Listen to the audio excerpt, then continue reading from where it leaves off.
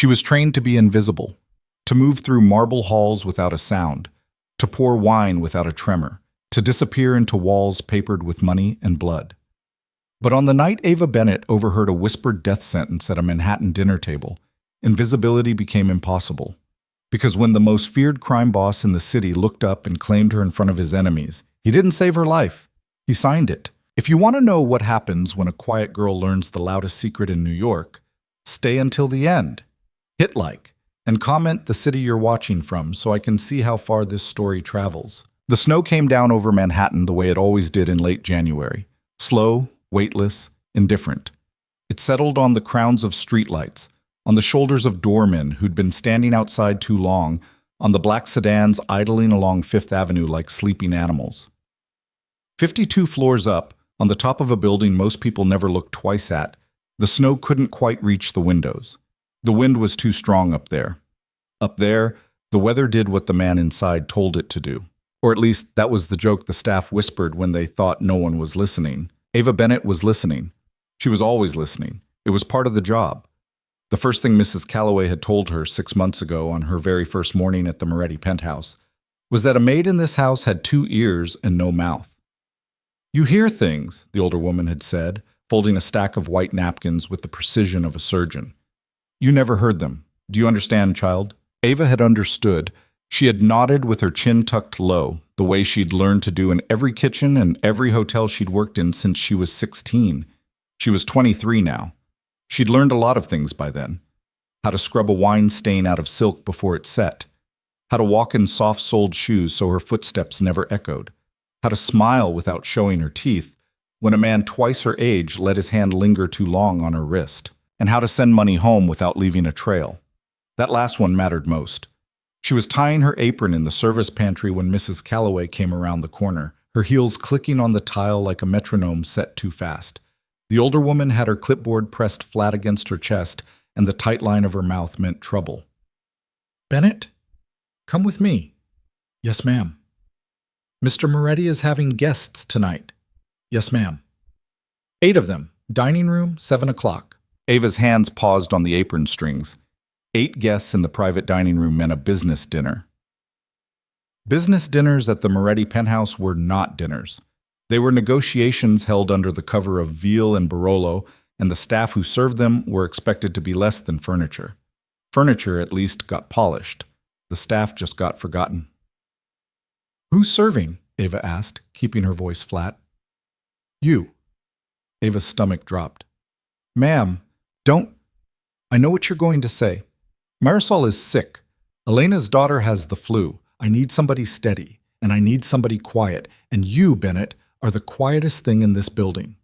Mrs. Calloway's eyes softened just for a second. "Just pour. Just clear. Don't look at anyone. Don't speak unless someone speaks to you, and if they do, you answer with 3 words or fewer. Do you hear me?" "Yes, ma'am." "And Bennett." "Ma'am?" Mrs. Calloway hesitated. In 6 months, Ava had never seen her hesitate about anything. "Whatever you hear in there tonight," the older woman said, "you forget it before it finishes hitting your ears. You understand?" Ava nodded, but she already knew she was lying. The private dining room at the Moretti penthouse was not the kind of place that made you feel welcome. It made you feel measured. The floors were black walnut, so dark they looked wet, and the long table down the center had been built from a single slab of marble the color of bone. The chairs were heavy and upholstered in oxblood leather, and the only art on the walls was a single oil painting, an old Italian coastline, cliffs diving into a sea the color of a bruise. Ava had looked at that painting 100 times in 6 months. She couldn't help it. There was something in the angle of the light on the water that reminded her of a postcard her grandmother had kept pinned above the sink in their little kitchen in Queens, back when her grandmother was still alive, and her mother was still sober, and her brother Ethan could still run up the stairs without stopping halfway to catch his breath. She didn't let herself think about that postcard tonight. Tonight she had 8 crystal water glasses to set, and 8 wine glasses, and 8 bread plates, and she had to do it all while her hands weren't shaking. They weren't shaking because of Mrs. Calloway. They weren't shaking because of the guests. They were shaking because that morning, before her shift, She had gone to see Ethan at the apartment in Astoria, and Ethan had been pale.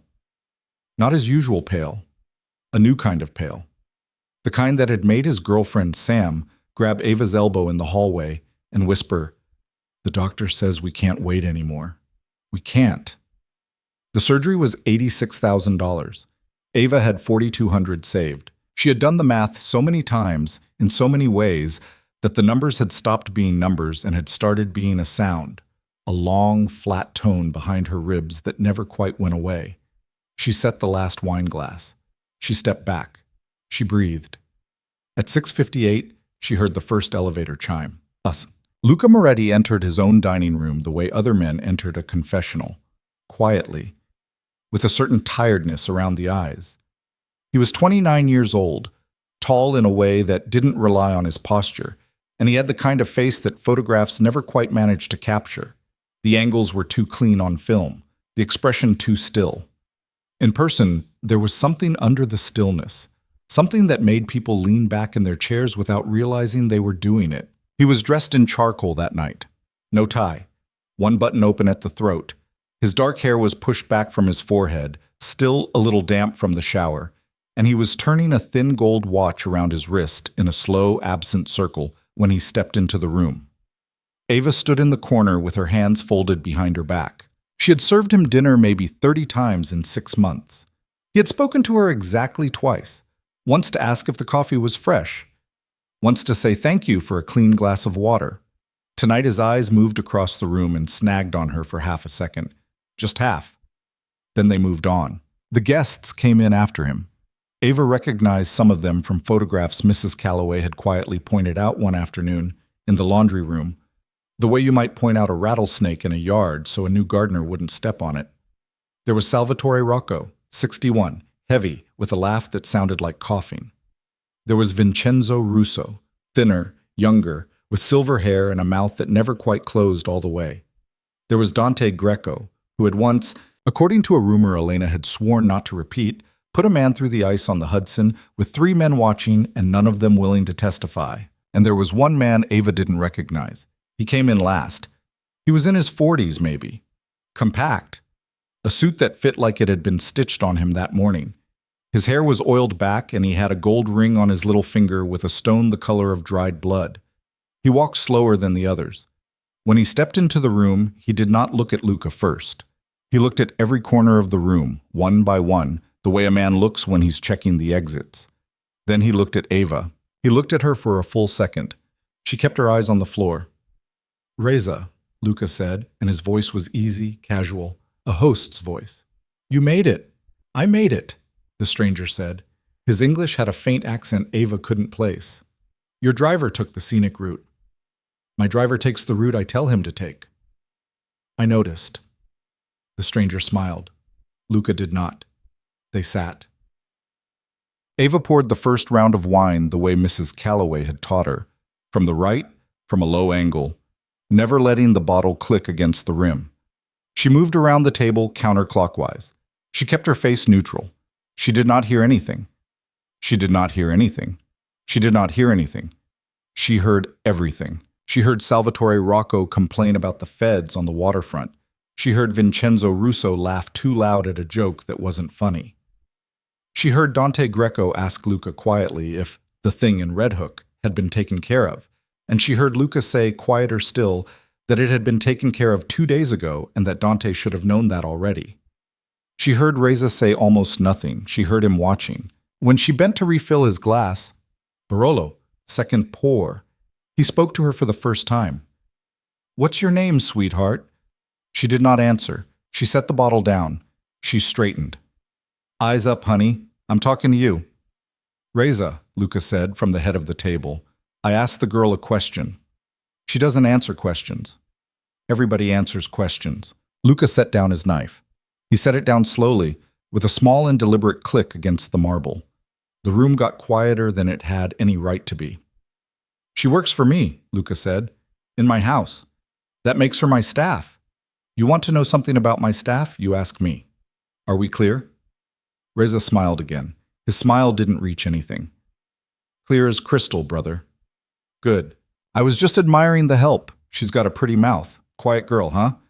Quiet girls make the best listeners. You must trust her a lot, letting her pour wine in a room like this. He turned his head just slightly toward Ava. You listen good, sweetheart.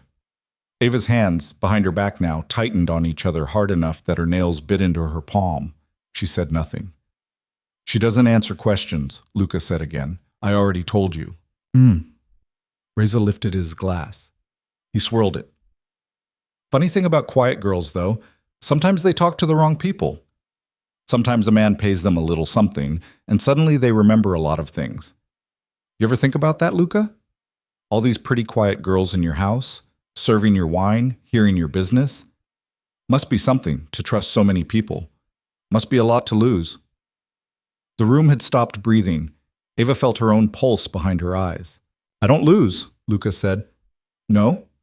No. Everybody loses, brother. Eventually. Not me. Reza took a slow sip of his wine. He looked at Ava over the rim of the glass. He did not stop looking at her, and that was when Ava understood, with a cold and unmistakable clarity that settled into her bones like frost, that the man across the table was threatening her life. Not with words anyone else could prove, with his eyes, with the slow curl at the corner of his mouth, with the way he had asked her name first and kept it in his hand like a piece of paper he might decide later to tear up. She had heard things in this house before. She had never heard anything like this. Luca stood up. He didn't slam anything. He didn't raise his voice. He just stood, one hand resting flat on the marble, and every head in the room turned toward him the way iron turns toward a magnet. Ava, he said. Her name, in his mouth, sounded like it had always been there. She looked up. Come here. She didn't move. She couldn't. Her feet were stone. Her heart was a bird in a jar. Ava! She moved. She crossed the length of the dining room on legs that didn't feel like hers. She stopped at his elbow. He didn't look at her. He was looking at Reza. This one, Luca said, gesturing to her without ever breaking eye contact across the table, is mine. You understand me, Reza? Not the help, not the staff. Mine. You ever speak to her again without my permission? You ever so much as look at her across a street, and I'll consider it a declaration. Are we clear? The silence that followed was so absolute that Ava could hear her own blood. Reza set his wine glass down. Clear, brother, he said, and this time his smile had nothing in it at all. Clear as crystal. Good. Luca turned his head. For the first time that night he looked at her. Really looked at her. And his eyes, up close, were not the cold things she had always imagined. They were tired. They were careful. There was something in them she didn't have a name for yet, something that would take her months to understand. But at that moment, all she knew was that he was not looking at her like a man looking at a maid. He was looking at her like a man who had just pulled something out of a fire without thinking, and was only now, holding it in his hands, beginning to understand he had burned himself. Go back to the kitchen, he said quietly. She went. Kop. She made it to the pantry before her knees gave out.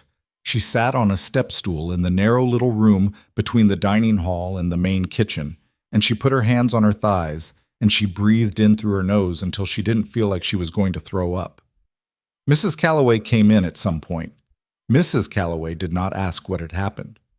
Mrs. Calloway put a glass of water on the counter next to her and touched her once, very lightly, on the shoulder and left. Ava drank the water. She did not cry. Crying was for later. Crying was a luxury. Crying was for women who did not have a brother in an apartment in Astoria who couldn't climb the stairs anymore. Ava Bennett did not have time for luxuries. She finished the glass. She washed it. She went back out on the floor. Dinner ended at 10:47. The guests left one by one with handshakes that lasted a beat too long and eye contact that lasted a beat longer. Reza was the last to go. He didn't look at Ava on the way out. That, somehow, was worse. When a man like that stopped looking at you, it didn't mean he'd forgotten you. It meant he'd filed you away. Ava cleared the table alone. She was stacking the bread plates when she realized she wasn't alone. Luca was standing in the doorway. He had taken his jacket off. His sleeves were rolled to the forearm. In the low amber light of the dining room chandelier, he looked younger than 29. He looked, for just a second, like somebody who had not slept in a long time. Leave the plates, he said. Sir, I... Leave them. Sit down. She stood very still. Sir? Sit, please. She sat. She sat at the far end of the marble table, in a chair that cost more than her mother's rent. She kept her hands folded in her lap. He walked the length of the table and did not sit. He leaned against the back of the chair across from her, arms crossed, watching her the way a person watches a cup they've just filled too full. What's your last name? He asked. Bennett, sir. How long have you been in this house, Bennett? 6 months, sir. And before that? The Plaza, sir, housekeeping. Before that, the Tribeca Grand. Before that... She stopped. Does it matter, sir? No. A pause.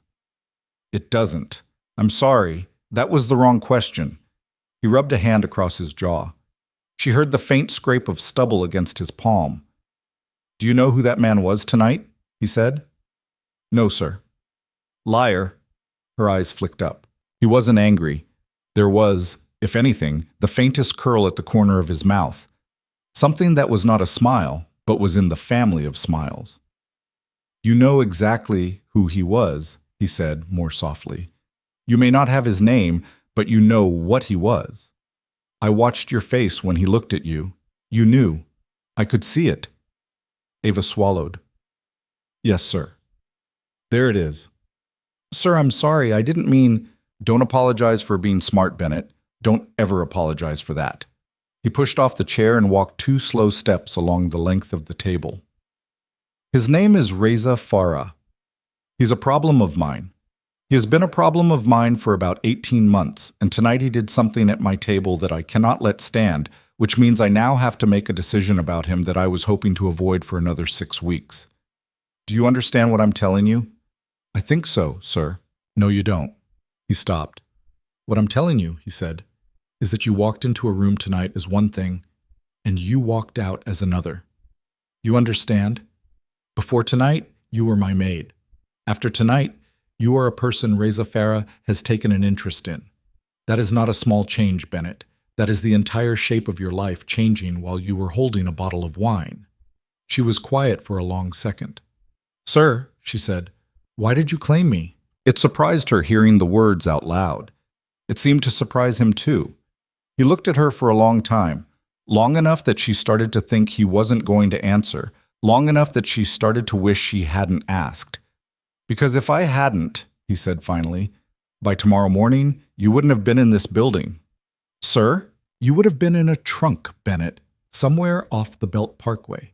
They would have gotten to you before you finished your shift, and they would have made it look like a mugging. And the only people who would have asked questions would have been your family, and nobody would have listened to them. That's what you walked into when you walked into that room tonight. You did nothing wrong. You poured wine.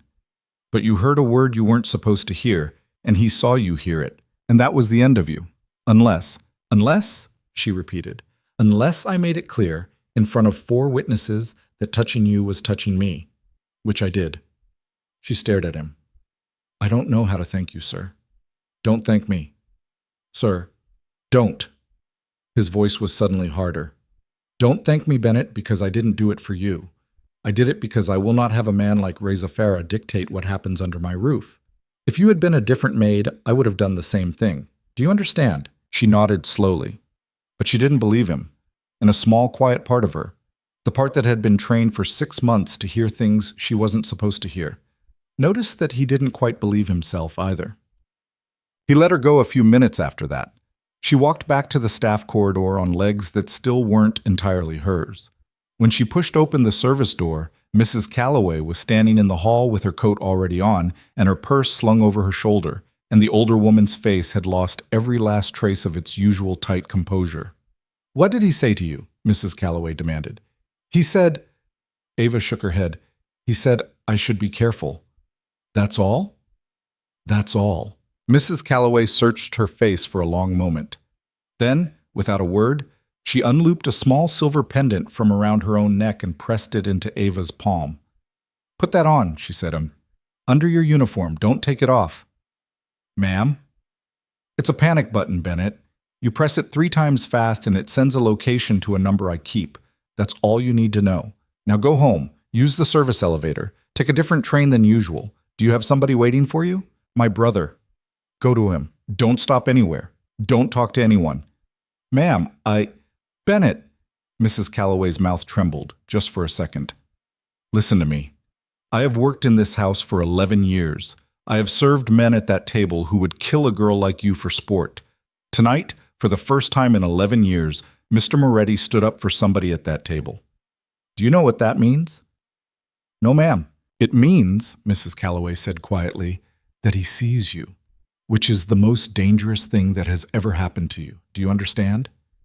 Ava closed her fingers around the pendant. Yes, ma'am, she said. Go. She rode the service elevator down 52 floors in silence. The cables hummed. The mirror in the back wall showed her a woman she almost didn't recognize. Cheeks flushed, pupils too wide, the collar of her black uniform slightly askew. She fixed the collar with numb fingers. She did not look at her own eyes. The lobby at that hour was a cathedral of marble and empty space. The night doorman, Marco, nodded at her from behind his desk the way he always did. He did not ask her how her shift had gone. Marco had worked for the Morettis for 15 years. Marco did not ask anybody how their shift had gone. The cold hit her the second she stepped out onto Fifth Avenue. The snow had thickened. The street was a hush of white over black, and the headlights of a passing cab dragged their yellow over the curb and were gone. Ava pulled her scarf up over her mouth and walked east toward the subway, with her hands in her pockets and her breath fogging the wool. 2 blocks from the building, she had the feeling. Every woman who has ever walked a city at night knows the feeling. It is not a sound. It is a shape in the air behind you. It is a tightening at the base of your skull. She did not turn around. She did not change her pace. She crossed at the light. She walked another block. She stopped at a newspaper stand that she knew, from 6 months of the same walk, had a mirrored strip along the side where the owner kept an eye on the register. In the mirror, half a block back, a man in a dark coat stopped walking at exactly the same moment she did. He was not looking at her. He was looking at a phone. The phone wasn't on. Ava's hand closed around the silver pendant at the base of her throat. Her thumb found the little raised stud on the back of it. She did not press it. Not yet. She made herself breathe. She made herself think. The subway was 4 blocks away. She had $4,200 in a savings account. She had a brother who could not climb the stairs anymore. She had, somewhere inside her coat pocket, a folded piece of paper with the surgeon's quote written in her own handwriting. $86,000, 6-week window. She had now a man 52 floors above her who had stood up in a room full of killers and said the word mine about her. And she had now a man half a block behind her who had been sent to make sure that word didn't mean anything by morning. She started walking again. She did not take the subway. She walked 3 blocks in the wrong direction, turned into a hotel lobby she had cleaned rooms in 2 jobs ago, nodded at the night clerk like she belonged there, and walked straight through to the service exit on the other side. She came out on a different avenue. She caught a cab. She gave the driver her brother's address in Astoria, and then 2 blocks later changed it to an address 6 blocks from her brother's apartment. She walked the last 6 blocks with her scarf pulled high and her shoulders curled in. When she finally pushed open the door of Ethan's building, her hands were shaking so hard she could not get her key into the lock on the mailboxes. Sam heard her come up the stairs. Sam opened the apartment door before Ava could knock. Sam took one look at her face and said, very quietly, "Oh my God, what happened?" Ava didn't answer. She walked past Sam and into the small living room where Ethan was asleep on the couch, with a blanket pulled up to his chin and his lips still that wrong pale color. And she knelt down beside him, and she pressed her forehead against the edge of the couch cushion, and she let her shoulders shake, exactly once, without making any sound at all. Then she stopped. She wiped her face with the back of her sleeve. She stood up. "Sam," she said, "I need you to listen very carefully." "Ava, you're scaring me." "I know. I'm sorry. I need you to listen anyway." She took a breath. "I can't tell you what happened tonight. I need you to trust me that I can't. What I need you to do is this. Tomorrow morning, you take Ethan to the hospital. Not our hospital. A different one. I'll give you the name. You check him in under your last name, not ours. You say he's your brother. You say your insurance is coming. You do not leave that hospital until I come and get you. Do you understand me?" "Ava, do you understand me, Sam?" Sam, who was 21 and tired and in love with a boy whose heart was failing, nodded. She didn't understand, but she nodded. "Good," Ava said. "Good." She sat down on the edge of the couch beside her sleeping brother. She looked at his face for a long time. She thought about the man 52 floors up. She thought about the word mine and the way it had sounded when he said it. She thought about Reza Farah and his ring the color of dried blood. And she thought about the $86,000 that was the difference between her brother waking up in 6 weeks and her brother not waking up at all. She thought about the pendant at her throat, 3 times fast. She did not press it. Not yet. Somewhere outside, the snow kept falling on Manhattan, indifferent as it had ever been. Somewhere 52 floors up, a young man in a charcoal suit with his sleeves rolled to the forearm was still standing in a dining room with a glass of red wine in his hand, looking at a painting of an Italian coastline and thinking about a maid named Ava Bennett, whose name he had said out loud, in front of his enemies, for reasons he had not yet admitted to himself. Down here, the maid unfastened the silver pendant from around her neck, closed it inside her palm, and sat very still in the dark of her brother's living room, waiting for morning. She didn't know it yet, but the life she had been living, the quiet one, the invisible one, the one stitched together out of double shifts and saved tips and the small, desperate arithmetic of a brother's failing heart, had ended 2 hours ago, at a marble table, the moment a man looked up from his wine and said her name like it had always belonged in his mouth. The one that was coming for her now would have no quiet in it at all. Morning came to Astoria the way it always did. Gray, metallic, smelling faintly of diesel from the bus depot 2 blocks over. Ava hadn't slept. She had sat on the edge of the couch with her coat still on until the radiator started clanking at 5:30, and then she had stood up very quietly and walked the 3 steps to the kitchenette and put water on for coffee that she wasn't going to drink. Her hands had stopped shaking sometime around 4. Her mind had not. Ethan was awake before 6. She heard him before she saw him, the slow, careful shuffle of his slippers on the linoleum, the small, dry cough he had started doing to disguise the sound of his breathing. He came around the corner in the old Mets t-shirt he'd been wearing since he was 15, and when he saw her standing at the counter with her coat still buttoned to her throat, he stopped. "You didn't come home last night," he said. His voice was rough. "I came home. You were asleep. You slept on the couch?" "I sat on the couch." Ethan looked at her. He was 19 years old, 5'10", and he weighed 131 pounds. He had their mother's cheekbones and their father's eyes, and a heart that had been running on borrowed time since he was 11. He had learned somewhere along the way to read his sister's face the way other people read weather reports. "Ava." "Sit down, Eth." "Ava, what's going on?" "Sit down, please." He sat. She poured him a glass of water instead of coffee. He wasn't supposed to have caffeine anymore, one of the small dignities his cardiologist had taken away from him last spring, and she set the glass in front of him and she sat down across the little kitchen table and she told him a version of the truth. Not all of it. She would not have told him all of it, even if she could have found the words. She told him she had seen something at work. She told him her boss had been kind. She told him she thought, maybe, that Sam needed to take him to a different hospital today, just to be careful, just while she figured a few things out. He listened. He did not interrupt. When she was done, he reached across the table and put his hand on top of hers, and his hand was cold, the way his hands were always cold now, and he said, "You're not telling me something. Eth, you're not telling me something, and I'm not going to make you. But if you get yourself hurt over me, Ava, I swear to God, don't. I swear to God, Ava." "Ethan, stop." Her voice cracked just once on his name. She hated that. She pulled her hand back and wiped under her eye with her thumb, fast, before he could see. "I need you to do what I'm asking. That's all. Can you do that for me?" He watched her for a long second. "Yeah," he said. "Yeah, I can do that."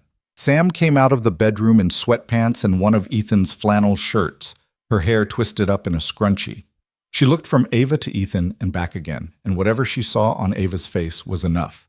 She didn't ask anything. She started packing a bag. Ava left the apartment at 7:15 with the address of the new hospital written on the back of a receipt and pressed into Sam's hand, and she did not take the train. She walked 11 blocks in the other direction, caught a cab off Steinway, paid the driver in cash, and took the long route back to Manhattan, over the Queensboro Bridge because she wanted, just for a few minutes, to see the East River and breathe. The water was gray. The sky was grayer. The city on the other side looked like a set of teeth. Her shift started at 10. She didn't know if she was going to make it through the door. She did. The lobby of the Moretti building was warm and too bright after the cold, and the morning doorman, a different man than Marco, younger, a Jim Arms kid named Devin, nodded at her the way he always did. She swiped her staff card at the service elevator. The elevator took her up the 52 floors in silence. When the doors opened, Mrs. Calloway was standing in the corridor waiting for her. "You're late." "Ma'am, I'm 8 minutes early." "You're late, Bennett. Come with me." She followed. Mrs. Calloway walked fast on days she was frightened, and today she was walking very fast. She led Ava not to the service pantry but down the East Hall, past the dining room, past the main kitchen, past the little reading room with the leather chairs nobody ever sat in, all the way to a door Ava had never been through before. It was a narrow door, the same shade of pale cream as the wall, almost invisible unless you knew to look for it. Mrs. Calloway knocked twice. A voice on the other side said, "Come." Mrs. Calloway opened the door. She stepped back. She gestured Ava through without meeting her eyes. "Go on, Bennett," she said quietly. "He asked for you." Ava went in. The room on the other side of the door was not what she expected. She had expected an office. Another room of marble and black walnut, maybe, or something cold and lawyerly with a desk the size of a car. What she found instead was a library. A small one. 3 walls of books from floor to ceiling, the shelves built from something warm and pale that might have been ash, a single green-shaded banker's lamp on a low table between 2 old leather chairs, a fireplace that was lit, a window that looked south down the length of the island, and on a clear morning would have shown her half of lower Manhattan. Luca Moretti was standing at the window with his back to her. He was in a white dress shirt with the sleeves already rolled to the forearm, even at 10 in the morning, and he had a cup of coffee in his hand. No jacket, no tie. His hair was not damp today. He looked like a man who had been awake for a long time. "Close the door, Bennett." She closed the door. "Sit down." She sat in one of the leather chairs. The leather was soft and warm and smelled faintly of tobacco, though nothing in the room had been smoked in years. She sat with her knees together and her hands folded in her lap and her back not quite touching the chair the way she had learned to sit in rooms like this. He turned around. "I didn't sleep last night," he said. "Sir?" "Neither did you. I can see it." "Sir, I'm fine to work." "I'm not asking if you're fine to work. Stop." He set the coffee down on the low table between them. He sat down across from her. Up close, in the daylight, she could see the things the chandelier had hidden last night. A faint shadow under his eyes, a small nick on his jaw where he had cut himself shaving, the slight tremor in his left hand when he reached for the cup and decided, halfway there, not to pick it up again. She noticed it the way Mrs. Calloway had trained her to notice things. She filed it away the same way. "I owe you the truth about a few things," Luca said. "I don't owe it to you because I'm a good man. I'm going to stop you before you try to reassure me on that point. I owe it to you because I made a decision last night that involved your life, and I made it without asking you, and the least I can do now is explain what the decision was." Ava said nothing. "There was a man outside this building last night," he said, "after you left. He followed you 3 blocks. You lost him at the hotel on Lexington, the one with the 2 exits. That was smart, by the way." Her heart skidded. "How do you know that?" "Because I had somebody on you, too." The room tilted, just slightly. "Sir." "Don't sir me right now, Bennett. Listen, I had somebody on you because I knew Reza was going to have somebody on you, and I needed to know which of us got to you first. Mine got to you first. That's why you're sitting in this chair this morning, and not in a morgue in Brooklyn. Do you understand me?" She understood. She understood in the way you understand a loud noise. Not in words, but in the way your body flinches before your brain catches up. "Yes, sir," she said. "Reza Farah made a calculation last night," Luca said. "He looked at you. He watched me look at you, and he made a bet. His bet was that I claimed you because you mattered to me. His bet was that I said the word I said at that table because I was afraid. And if I was afraid, that means he has leverage he didn't have yesterday, and leverage is the only thing men like Reza Farah understand. Do you follow?" "Yes, sir." "So now he has 2 choices. He can either try to take you, which is what he attempted last night, and which he failed at, which means he now knows I was ready for him. Or he can try to buy you, which is what he'll do next. Sir, I wouldn't. Don't. His voice was sharp, not unkind. Don't tell me what you wouldn't do, Bennett. You don't know what you'd do yet. You don't know the number. You don't know what they'll threaten. Don't make a promise in this chair that you can't keep in the dark. Are we clear? She closed her mouth. Yes, sir. Good. He leaned back in the chair. He studied her for a long moment. In the light from the window, his eyes were not black the way she had always thought. They were a very dark brown, warm at the edges, and there was something in the shape of them, a tiredness, a carefulness, that made him look, just for a second, like a boy who had been handed a knife too young. Tell me about your brother, he said. She went very still. Sir, your brother, Ethan, 19, Queens, congenital heart defect, worsening. I'm going to assume you've been ignoring the surgery because you don't have the money. How close are you? She could not speak for a second. How do you know about Ethan? Because I run a house, Bennett. I know who my people are. I knew about your brother the week you were hired. You think I let people pour my wine without knowing who they send their paychecks home to? Sir, how close are you to the money? 4,200. Of? 86,000. Yes, sir. He was quiet. And the window? 6 weeks. Maybe 4 now. His cardiologist said, she said he's decompensating. That's the word she used. He looked worse this morning than he did yesterday. The words came out before she could stop them. She had not meant to say any of that. She had meant to sit in this chair and nod and say yes, sir, and no, sir, and wait for him to tell her whatever he was going to tell her, and then go back to pouring wine. Instead, her voice had cracked on the word yesterday, and now his eyes were on her, and she could feel her lower lip starting to do the thing it did when she was too tired to hold her face together. And she looked down at her hands and willed herself furiously not to cry in this library, not in front of this man, not today. Bennett, I'm sorry, sir. Stop apologizing. Yes, sir. Look at me. She looked up. I'm going to pay for your brother's surgery. The sentence did not immediately make sense. The words arrived in the wrong order. She heard them, and then she heard them again, and then she heard them a third time before her brain caught up. Sir, I'm going to pay for it. All of it. The surgery, the post-op, the rehab, the cardiologist of your choice, whatever he needs. He's not going to die because his sister didn't have $86,000. That's the answer to that question. We don't need to keep talking about it. Sir, I can't. You can, and you will, because if you don't, he dies, and I will not have that on your conscience or on mine. So, moving on, sir. Moving on, Bennett. Sir, I can't pay you back. I know. I can't. Bennett. He leaned forward, his elbows on his knees, his hands loose between them. His voice was very low. I am not asking you to pay me back. I am not lending this to you. I am not putting it on a ledger. I am doing this because I can, and because I want to, and because I will not let a boy die in Queens in the year of our so-called progress because his sister works for a man who has more money than sense. Are we clear? She could not breathe. Yes, sir. Good. Sir, why? The question surprised them both. She hadn't meant to ask it. She'd meant to say thank you, and she would have, eventually, if she could have found her voice. Instead, what came out was why, in a very small voice, and it hung between them in the library air like a moth. Luca looked at her for a long time. I don't know yet, Bennett. Sir, I don't know yet. That's the honest answer. I'll know in a few weeks, probably.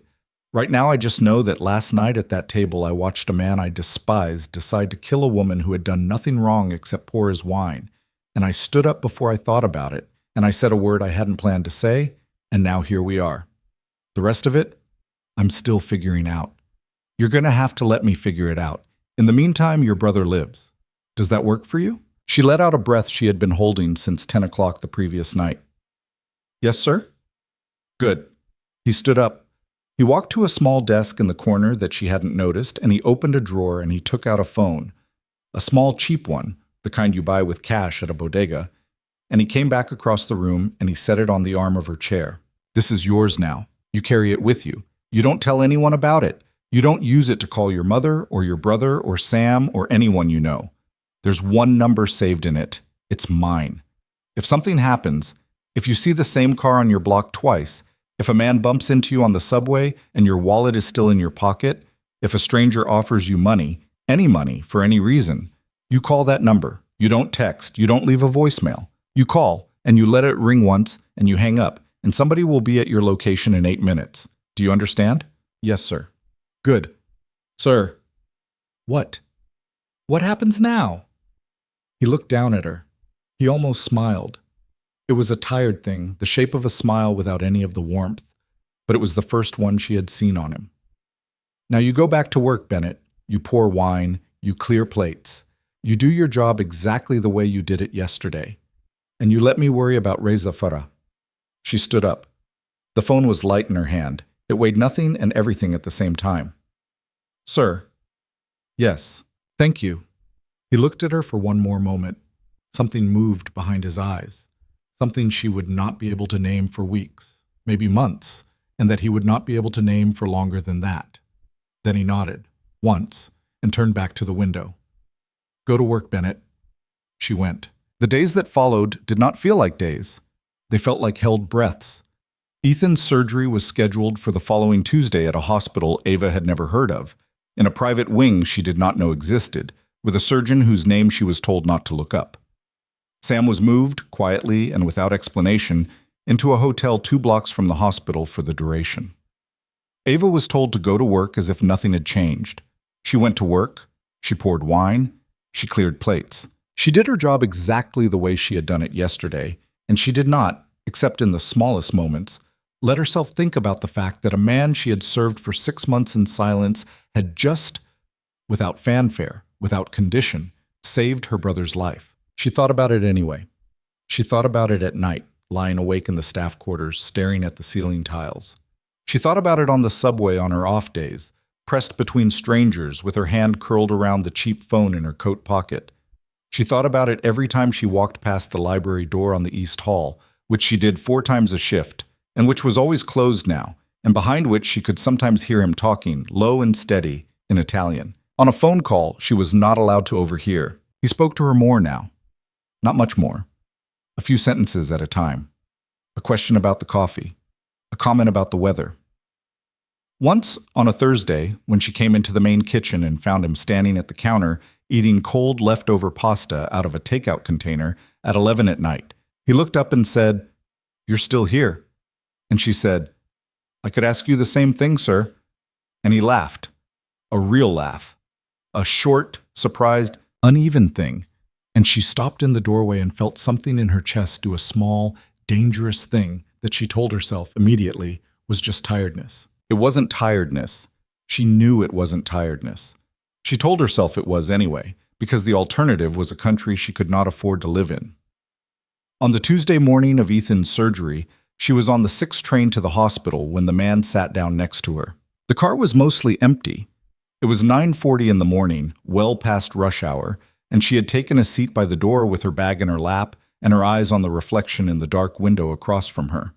She had learned over the last week to watch reflections the way other people watched the road. The man who sat down next to her was not Reza Farah. He was younger, heavier. A blue wool coat, a neatly trimmed beard, the kind of watch you noticed because the person wearing it wanted you to. He sat down and he did not look at her, and he said very quietly, without moving his mouth very much, "Don't get off at your stop, Miss Bennett." Her hand closed around the phone in her pocket. "Don't do that either," he said. "Don't press anything. Just listen. I'm not going to touch you. I'm not going to follow you. I'm going to get off at 59th Street, and you're never going to see me again. I have 40 seconds. Will you listen?" She did not answer. "Your brother has his surgery in an hour," the man said. "Sam is already at the hospital. She's in the waiting room on the 4th floor, West Wing. She's drinking a coffee from the vending machine. She doesn't like the coffee from the vending machine, but she's drinking it anyway because she doesn't know what else to do with her hands." Ava's blood went cold. "We know where your brother is, Miss Bennett. We know where your mother is. We know the name of Sam's aunt in Yonkers, and we know the name of the cat she left there when she moved in with your brother last year. None of this is a threat. This is just so you understand who you're talking to. Will you listen?" She made herself breathe. Yes. Good. Your employer is in a lot of trouble right now. He's in more trouble than he thinks. Some people he's been dealing with for a long time have decided that the way he handled himself at a certain dinner last week was embarrassing. Embarrassing is a dangerous thing to be in his line of work. Do you understand? Yes. Good. Those people have asked me to give you a very simple offer. You don't have to decide anything today. You don't have to say yes or no in the next 40 seconds. All I'm doing right now is telling you the number. The number is $2 million. It's not a negotiation. It's not the opening. It's the whole number. You don't ask for more. You don't ask for less. You tell us what he says in his library when the door is closed. You tell us who comes to dinner. You tell us the names he says on the phone when he thinks nobody can hear him. That's all. You don't have to do anything violent. You don't have to hurt anybody. You just have to listen, the way you're already being paid to listen, and then tell us what you heard. Are we clear so far? Yes. Your brother's surgery is paid for. We know that too. We know who paid for it. We know how much. We know he's alive today because a man who is about to be in a lot of trouble decided to write a very large check. That's fine. That's his choice. But I want you to think about something, Miss Bennett, and I want you to think about it carefully. That man is not going to be alive in 6 months. He is not going to be alive in 3. The people I work for have decided. And when he goes, everything he paid for goes with him. Your brother's follow-up care, the cardiologist, the rehab, the quiet little account somebody set up for your mother last Thursday that you don't know about yet. All of it disappears. Unless I take the $2 million. Unless you take the $2 million, which covers your brother for life, which covers your mother, which covers a house if you want one in a state nobody knows your name in. You walk away with your family intact. You walk away clean. The alternative is you ride this out with your very charming and very handsome employer, and in 6 weeks or 6 months you bury him, and then you bury your brother, and then we see what you have left. Her mouth was dry. The train rattled through the dark. 59th Street is next, the man said. I'm going to stand up. I'm going to get off. I'm not going to look at you. You're going to have a week to think about it. At the end of the week, somebody will find you in a place of your choosing, and you'll give them a one-word answer, and that's the end of it either way. Do you understand? Yes. Good. The train slowed. The doors opened. The man stood up. He buttoned his wool coat. He did not look at her. He stepped off onto the platform, turned left, and was gone into the thin morning crowd before the doors closed. The train pulled out of the station. Ava did not get off at her stop. She rode 3 stops past the hospital. She got off at a station she didn't know. She walked up into daylight she couldn't feel. She stood on a street corner with her bag pressed against her chest, and for the first time in a week, she did the thing she had been refusing to do in front of her brother, in front of Mrs. Calloway, in front of Luca Moretti in his library. She cried. She cried for about a minute and a half.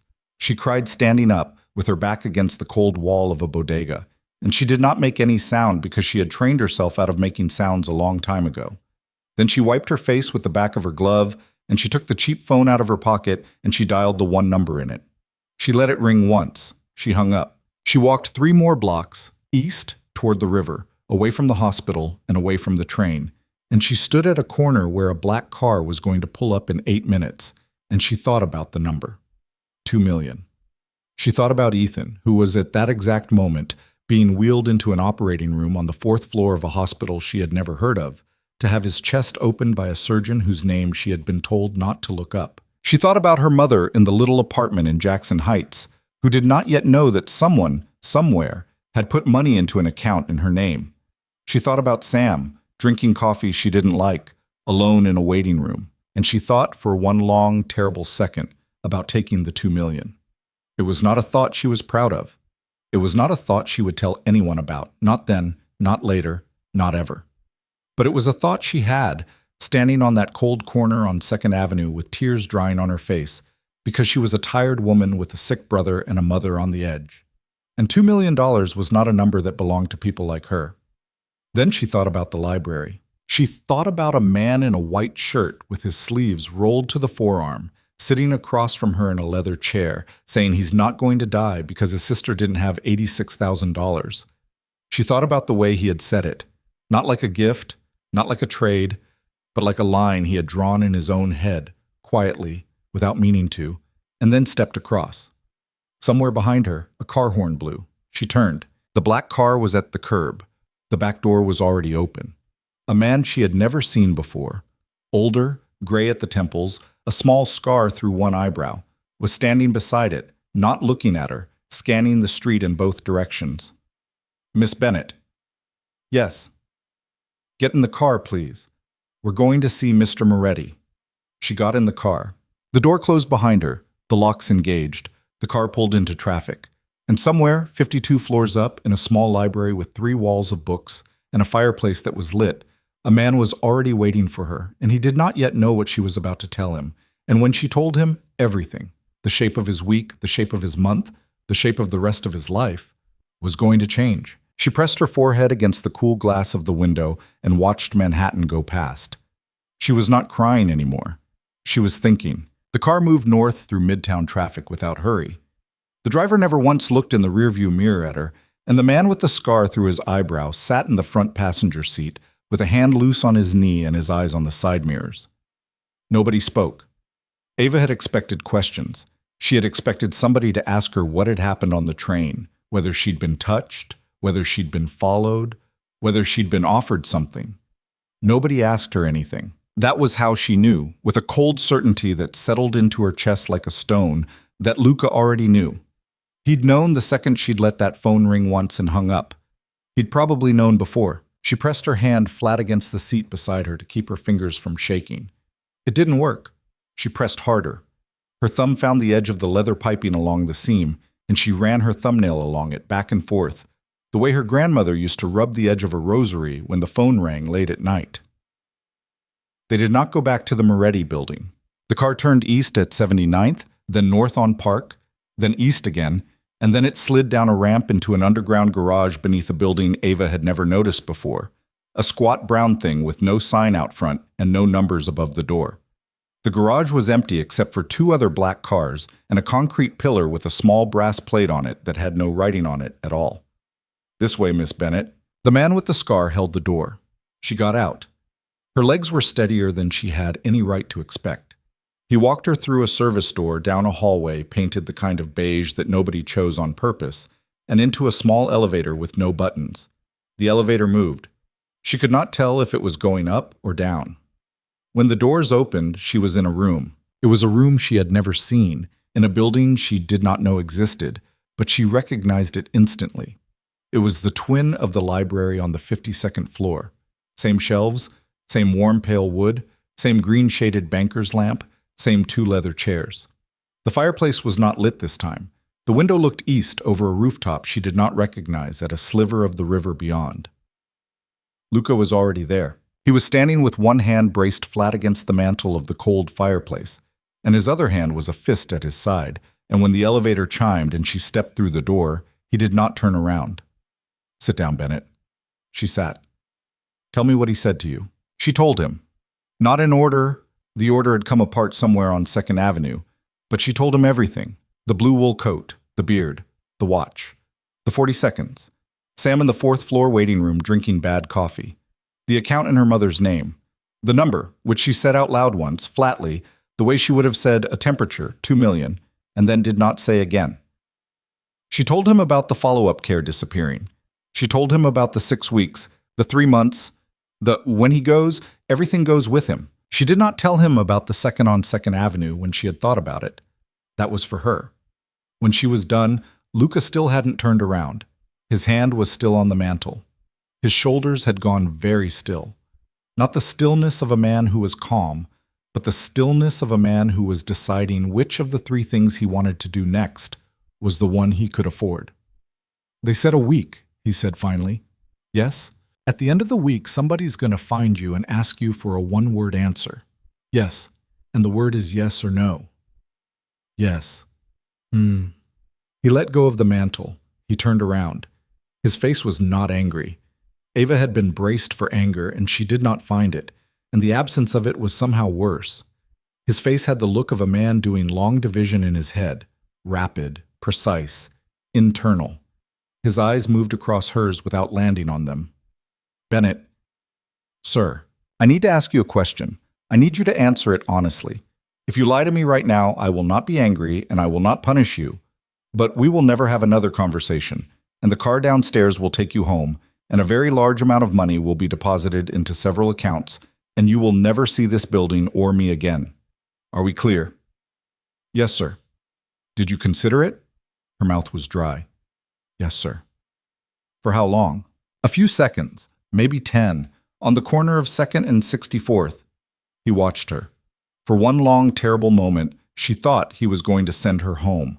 Then something in his face changed. The corner of his mouth did something that was almost a smile but had no warmth in it yet, only recognition. He nodded, once. Good. Sir. Good, Bennett. I'd have thrown you out of this room if you'd said no. Nobody considers $2 million for 0 seconds unless they're lying to themselves or to me, and I don't have time for either one today. Thank you for not wasting my time. Thank you for not insulting me. She didn't know what to do with her hands. She folded them in her lap. What do we do, sir? We. Sir? You said we, Bennett. I noticed. Her face went hot. I didn't mean, don't. He held up one hand. Don't take it back. I'm not complaining. I'm just marking the moment for the record. We, then. We're going to do 3 things. First, you're going to go to the hospital. Your brother's surgery is happening right now, on schedule, with my people in the hallway, in the parking garage, in the cafeteria, and 2 rooms down the hall. He's safe. I want to say that again so you hear it. Your brother is safe. He's going to come out of surgery in about 4 hours, and he's going to be fine. And Sam is going to sit with him, and my people are going to stay on that floor until he walks out of that hospital on his own 2 feet. Do you believe me? Yes, sir.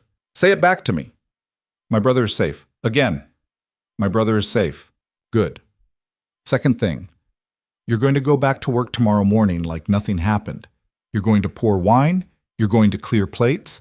You're going to do your job exactly like you did it the last 6 months. If anybody at the house looks at you funny, you don't react.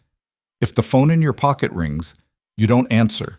You call the number. You let it ring once. You hang up, same as before. Third thing. He stopped. He pulled the second leather chair around so it was directly across from hers, close enough that when he sat down, his knees were almost touching hers. He leaned forward, his forearms on his knees.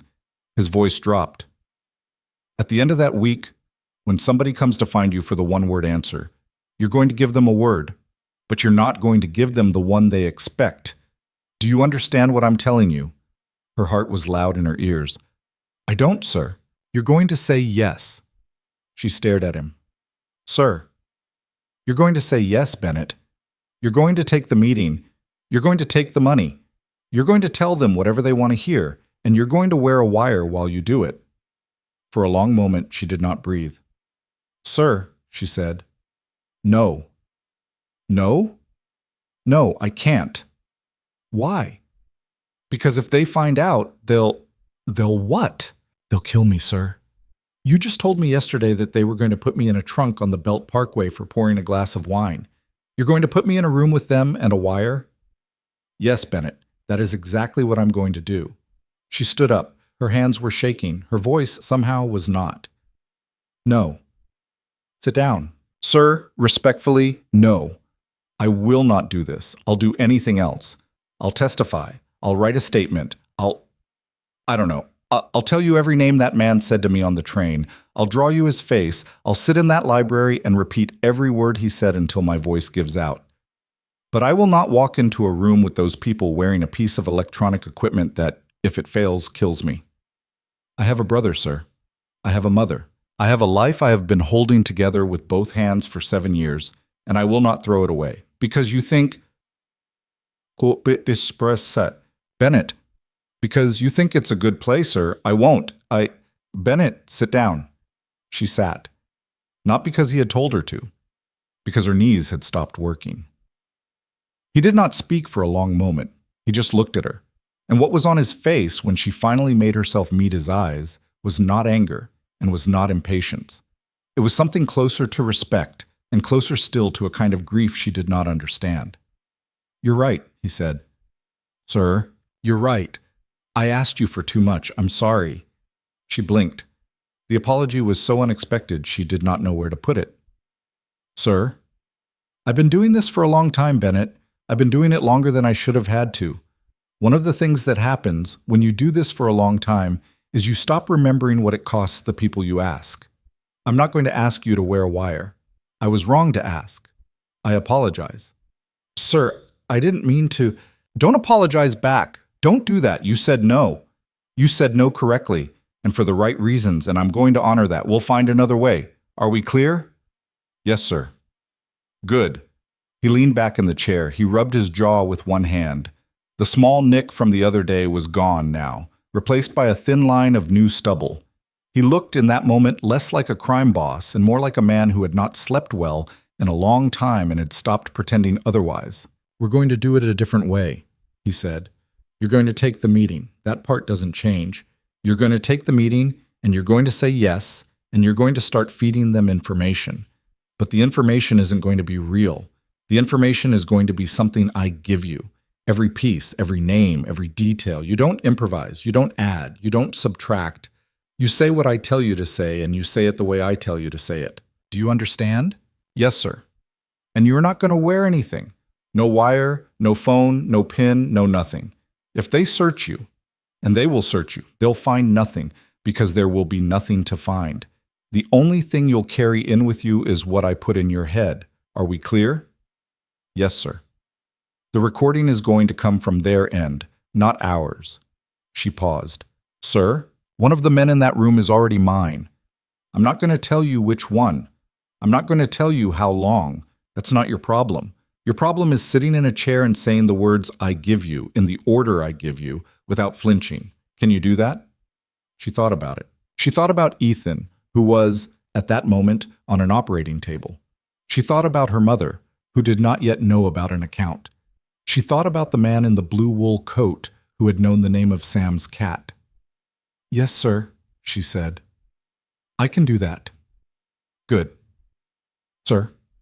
What? Why are you telling me this? About a man of yours in that room. You just said I wasn't supposed to know. He looked at her for a long second. Then, for the first time since she had stepped off the elevator, something that was actually a smile moved across his face. It was brief.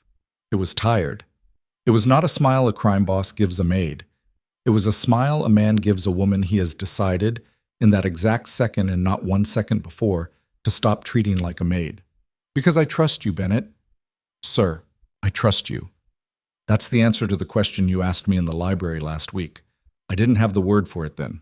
I have it now. She didn't know what to say to that. She didn't try. He stood up. The conversation, she understood, was over. He crossed to the door, opened it, and the man with the scar was already there in the hall, waiting. Take her to the hospital, Luca said.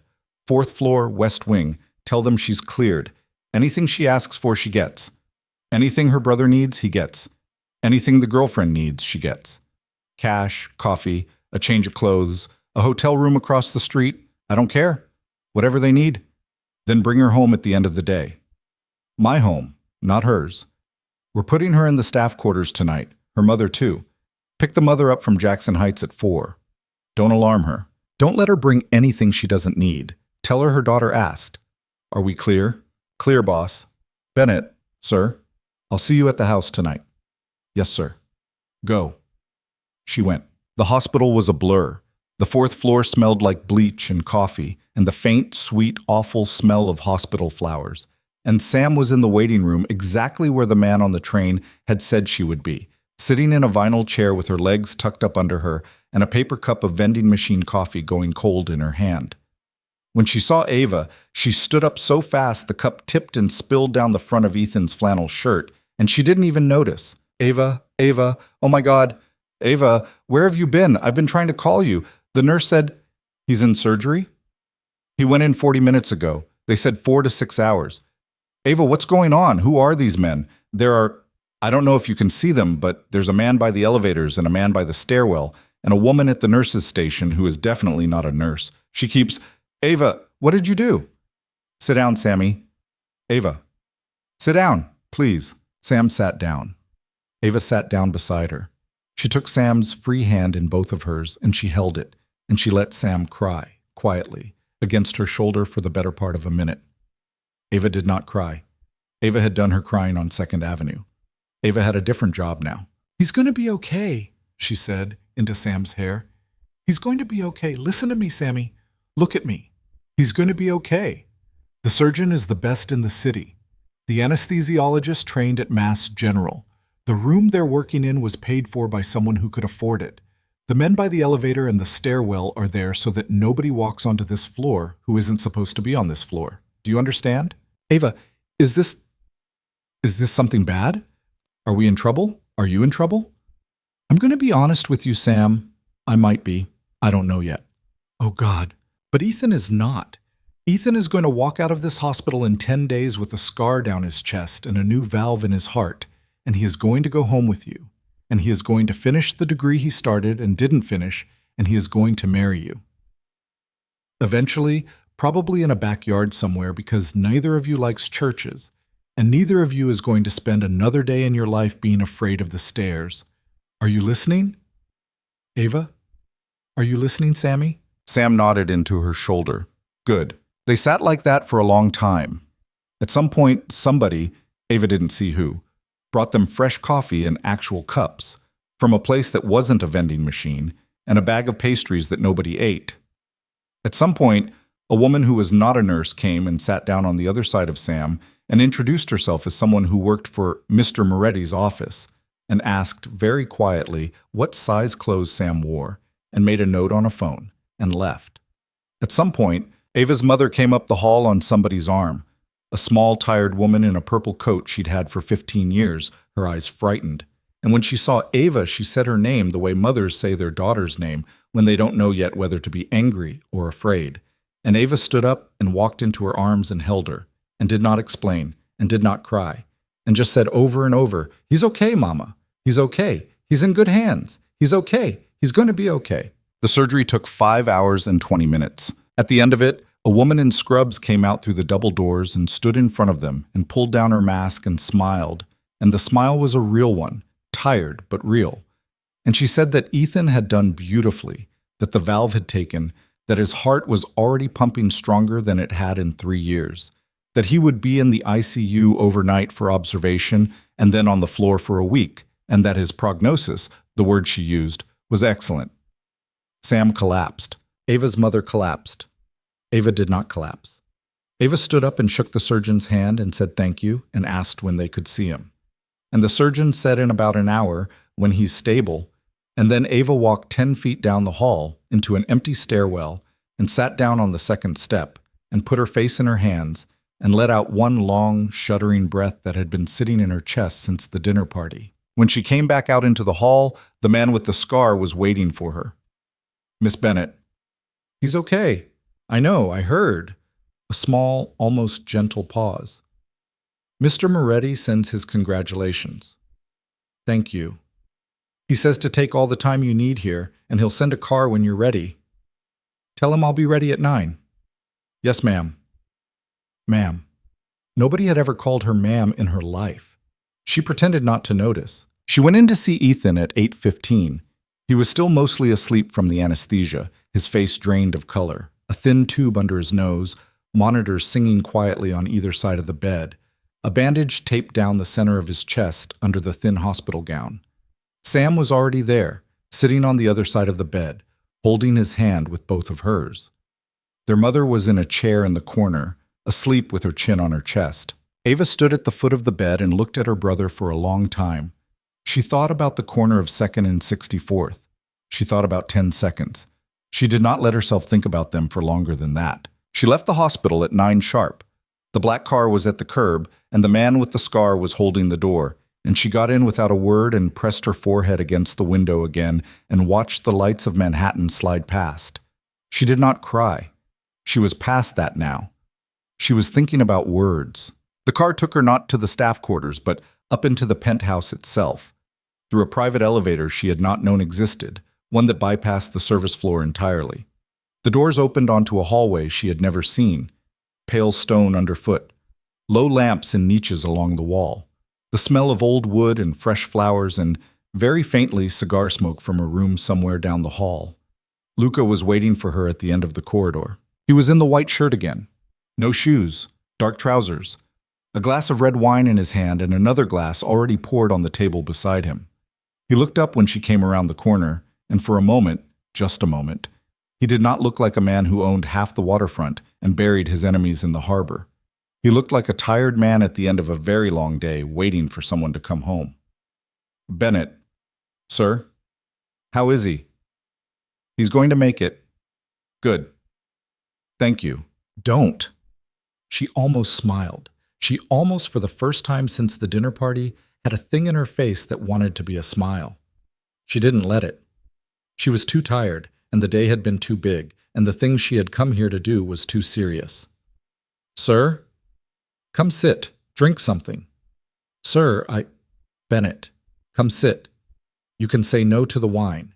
You cannot say no to sitting. You've been on your feet since 6 in the morning. She sat. The room was a small one. A study, maybe. Or a private sitting room. A fire in the grate. 2 low chairs. A chessboard on a table between them, mid-game, white, losing badly. She did not ask who he had been playing with. He saw her look at the board and he shook his head. Myself, I play myself when I can't sleep. Who's winning? Neither of us. That's the problem. This time she did smile. Barely. The corner of her mouth, and only for a second, but he caught it, and something in his shoulders eased a fraction. Drink the wine, Bennett. It's been a day. She took the glass. She did not drink yet. She held it in both hands like a cup of soup and watched the firelight move on the surface. Sir? Yes. I've been thinking. In the car. About? About the meeting. About the week. About what I'm going to say. He waited. I don't think I can just say what you tell me to say, sir. His eyes went very still. Explain. I'm not refusing. Sir, I'm not trying to renegotiate. I'm trying to help. I'm trying to help do this right. She set the glass down. She leaned forward. If I walk into a room with those people and I recite a script, they'll know. They'll know in 2 minutes. They're not stupid, sir. The man on the train this morning was not stupid. He knew the name of my sister-in-law's cat. He knew what coffee Sam drinks. These are not people I can lie to by reading off a page in my head. I'll crack. I'll stumble. I'll say a name half a beat too slow, and they'll feel it. And then I'll be a girl in a room with 4 men who know I'm lying to them. Bennett. So what I'm thinking, sir, is, what if some of what I tell them is true? He looked at her. Go on. Not the important things. Not the names that matter. Not the things they'd hurt you with. But the small things. The things that are already going to be true by the time I say them. Things they can check. Things they can confirm through their own people. If everything I tell them is a lie, sir, they'll catch one. If 8 out of 10 things I tell them are true, and the 2 that aren't are the ones that matter, they won't catch anything. They'll catch themselves. He was very still. Who taught you to think like that? Nobody, sir. I'm making it up as I go. Sir, I can do this. I can. But I can't read a script. I need to be the one telling the story. He studied her for a long moment. The firelight moved across the lines of his face, and she noticed, maybe for the first time, how young he was. How young under the tiredness, and under the charcoal suits, and under the word boss that everyone used when they spoke to him. He was 29 years old. He had been doing this in one form or another since he was 17. She did not know that yet. She would know it later. All right, Bennett. Sir? All right. Your way. We'll do it your way. You tell the story. I'll tell you which lines matter. The rest is yours. Thank you, sir. Don't thank me, sir. Drink the wine, Bennett.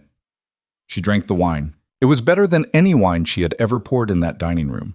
It tasted like a country she had never been to, and like a future she was not yet allowed to want, and she held the glass in both hands and let the warmth of it move down into her chest and across the small table. The man who had claimed her in front of his enemies looked at her over the rim of his own glass and did not say anything at all.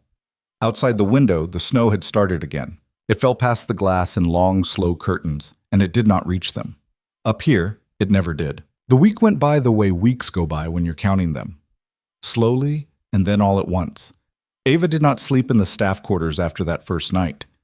Luca had moved her and her mother into a small guest suite on the 48th floor, 2 rooms with a connecting door and a view of the river, and he had told Mrs. Calloway to schedule her for half shifts until further notice. Ava had not argued. She had not argued because Ethan was being moved out of the ICU, and Sam was being put up in a hotel she didn't have to pay for, and her mother was, for the first time in maybe 9 years, sleeping through the night. There were some kinds of help you did not argue with. She had learned that much in 6 days. She still poured the wine. That was a thing she and Luca had both agreed on without ever quite saying so out loud. Whatever had shifted in that small study on the night of the surgery, whatever had passed between them in front of the fire, neither of them had named it yet, and neither of them was going to. It lived in the spaces between sentences now. It lived in the way he said her last name instead of her first when there were other people in the room, and in the way he said her first name instead of her last when there weren't. It lived in the fact that he had started, without telling her, leaving a thermos of good coffee in the staff pantry every morning at 5:45, the kind of coffee that did not come from the staff kitchen, and Mrs. Calloway pretended not to notice, and Elena pretended not to notice, and Ava pretended not to notice hardest of all. On Wednesday night, 3 days before the meeting, Luca called her up to the library. It was 9:30 when she pushed the door open. He was in the far chair with his feet up on the low table, in socks, one of which had a hole at the toe. There were papers spread out across the table and across his lap and across the arm of the chair, and his hair was pushed up on one side like he'd been running his hand through it for an hour. She almost smiled. Again. She was getting bad about this. "You summoned me, sir." "Don't make it sound like that. Sit down." She sat. He pulled his feet off the table and sat up and gathered the papers into a rough pile, and she saw, as he did, that some of them were photographs, grainy surveillance camera stills, faces she didn't recognize, and some of them were handwritten in Italian, in a small slanted handwriting she guessed was his, and some of them were printouts of bank statements with whole columns redacted in marker.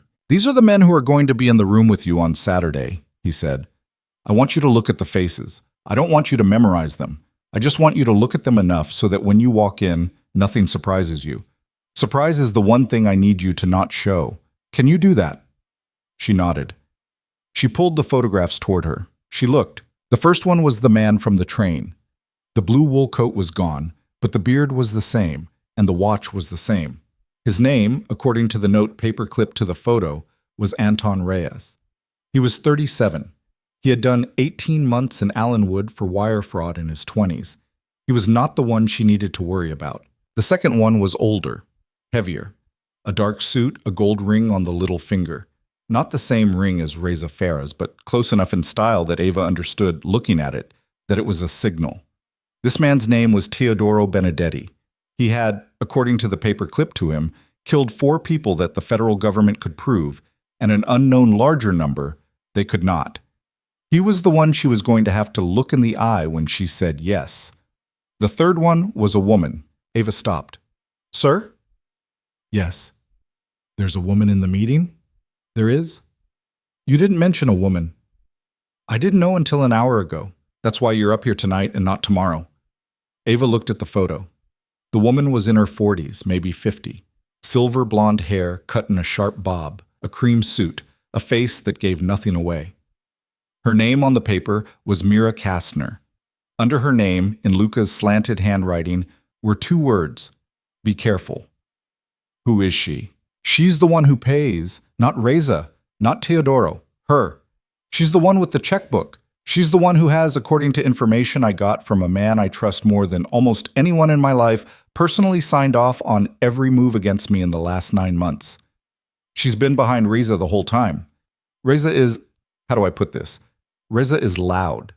Mira is not. Mira does not raise her voice. Mira does not curse. Mira has never been photographed in the same building as anyone on her payroll. The fact that she's going to be in the room on Saturday means one of 2 things. Either she thinks the deal is important enough to be there herself, or she thinks the deal is finished and she's coming to look at your face. Ava felt the hair on the back of her neck go up. "Which one do you think, sir?" "I think it's the first, but I wanted you to know it could be the second." "Okay." Ava. It was the first time he had used her first name in a professional context, not over a glass of wine by a fire, not in passing in a hallway, in the library, in a working conversation across the pile of surveillance photos. He said her name like a line he was drawing.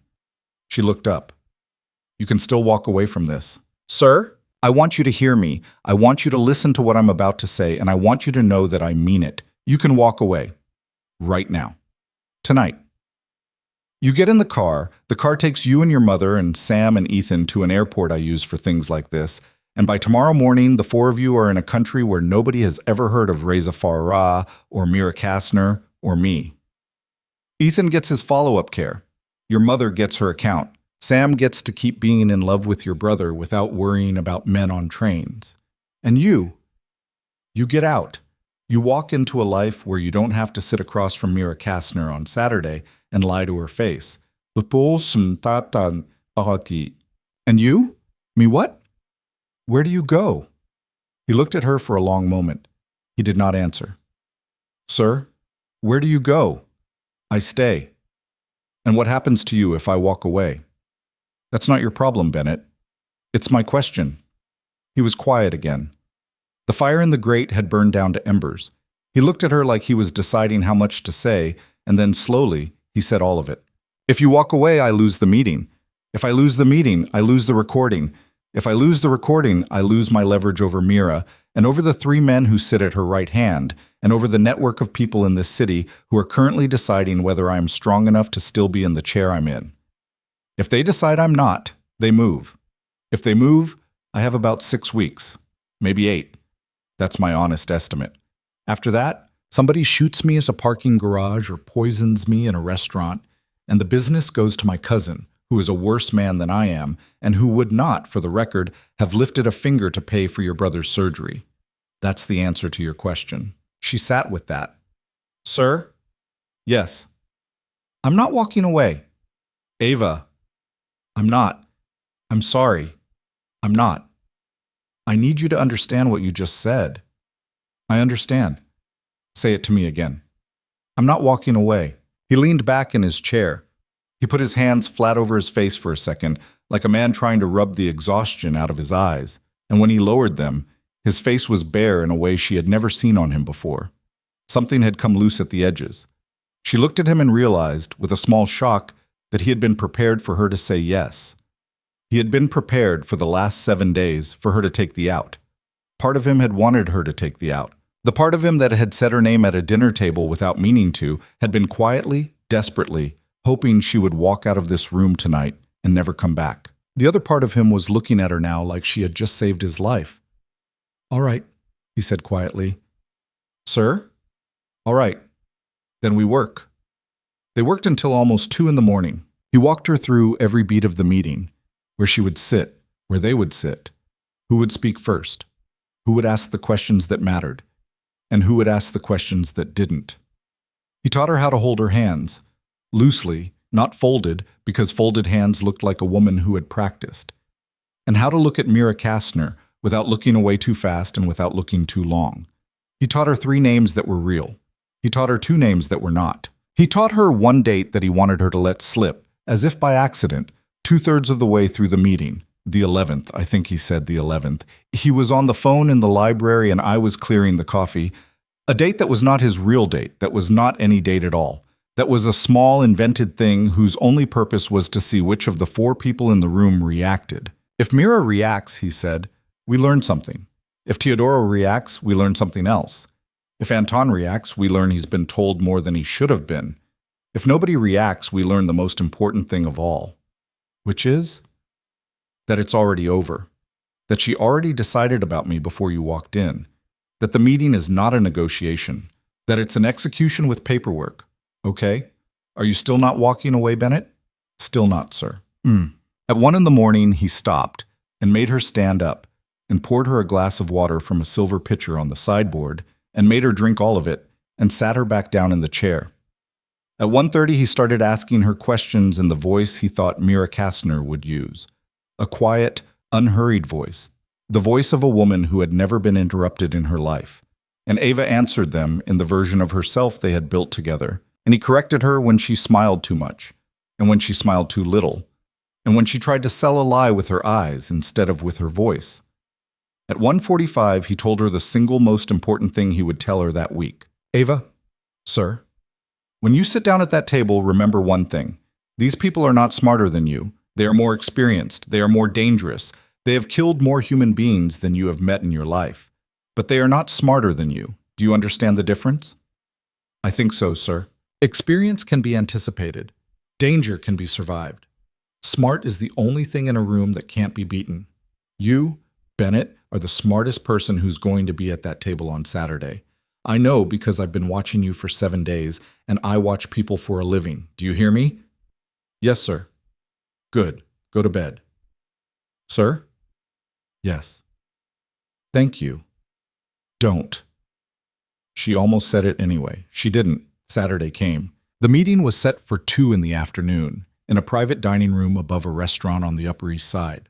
Not a restaurant owned by anyone in the business, which was the point. And Ava rode up in a cab by herself because that was how it had to look. Luca's people were on the block. She did not know where. She had been told to assume they were in the restaurant itself, in the building across the street, on the roof, on foot, and she had been told not to look for them, because looking for them would mean that someone else would also look for them, and would find them. She did not look. She wore a black sweater and black slacks, and a gray wool coat she had borrowed from Mrs. Calloway, who had, on her way out the door, surprised Ava by stepping forward and pressing the little silver pendant back into her hand. "I don't need this," Mrs. Calloway had said. "You do." Ava had put it on. She did not press it.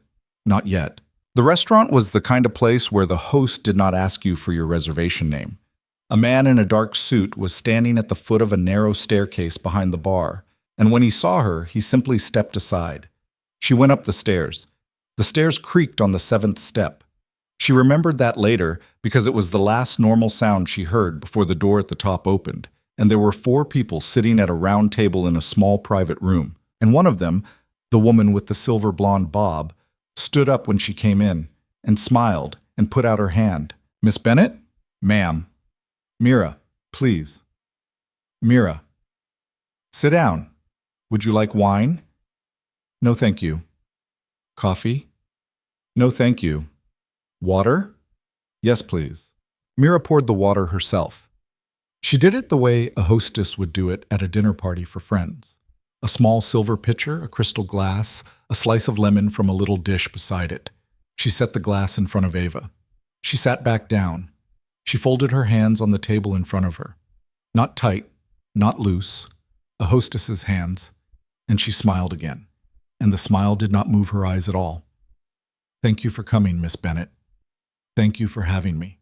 You had a week to think about our offer. Do you have an answer for us?" Ava did not look at Anton.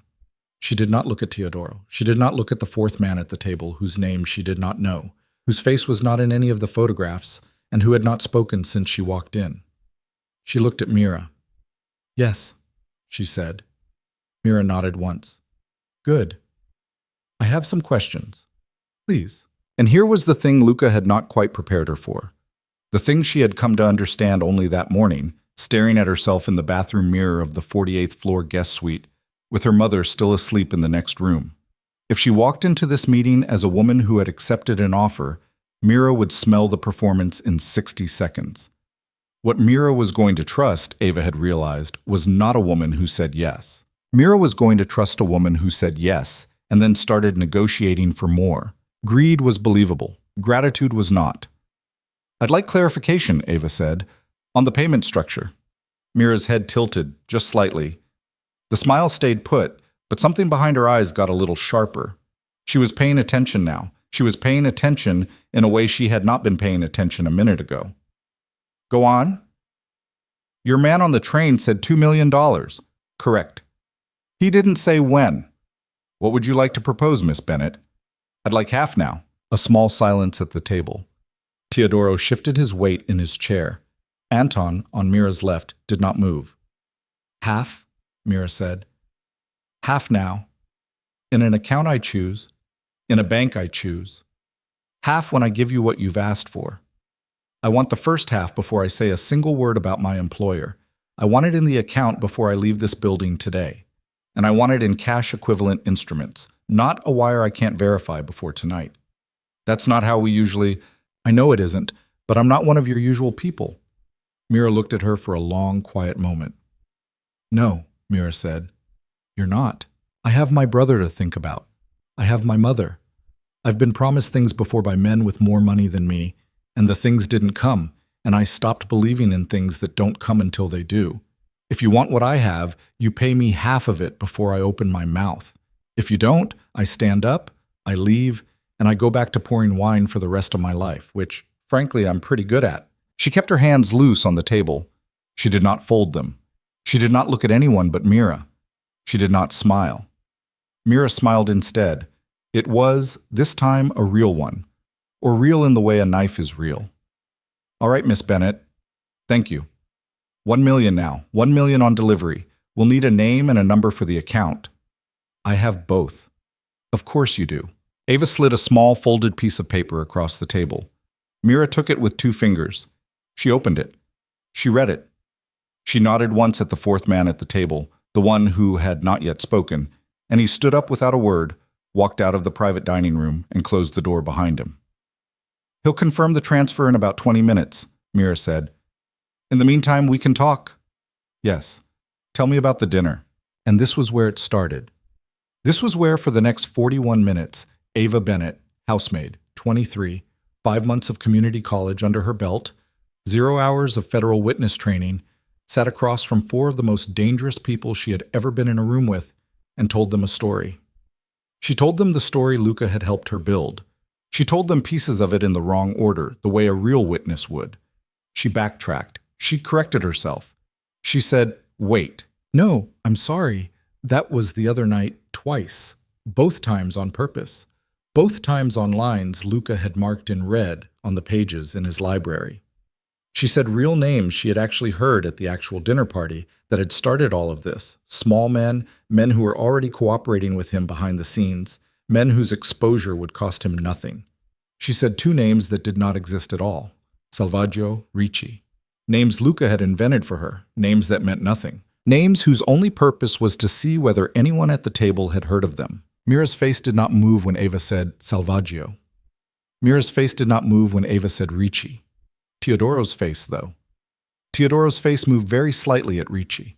Not much. A tightening around the mouth, a very small breath out through the nose. A man who had heard a name and was pretending he hadn't.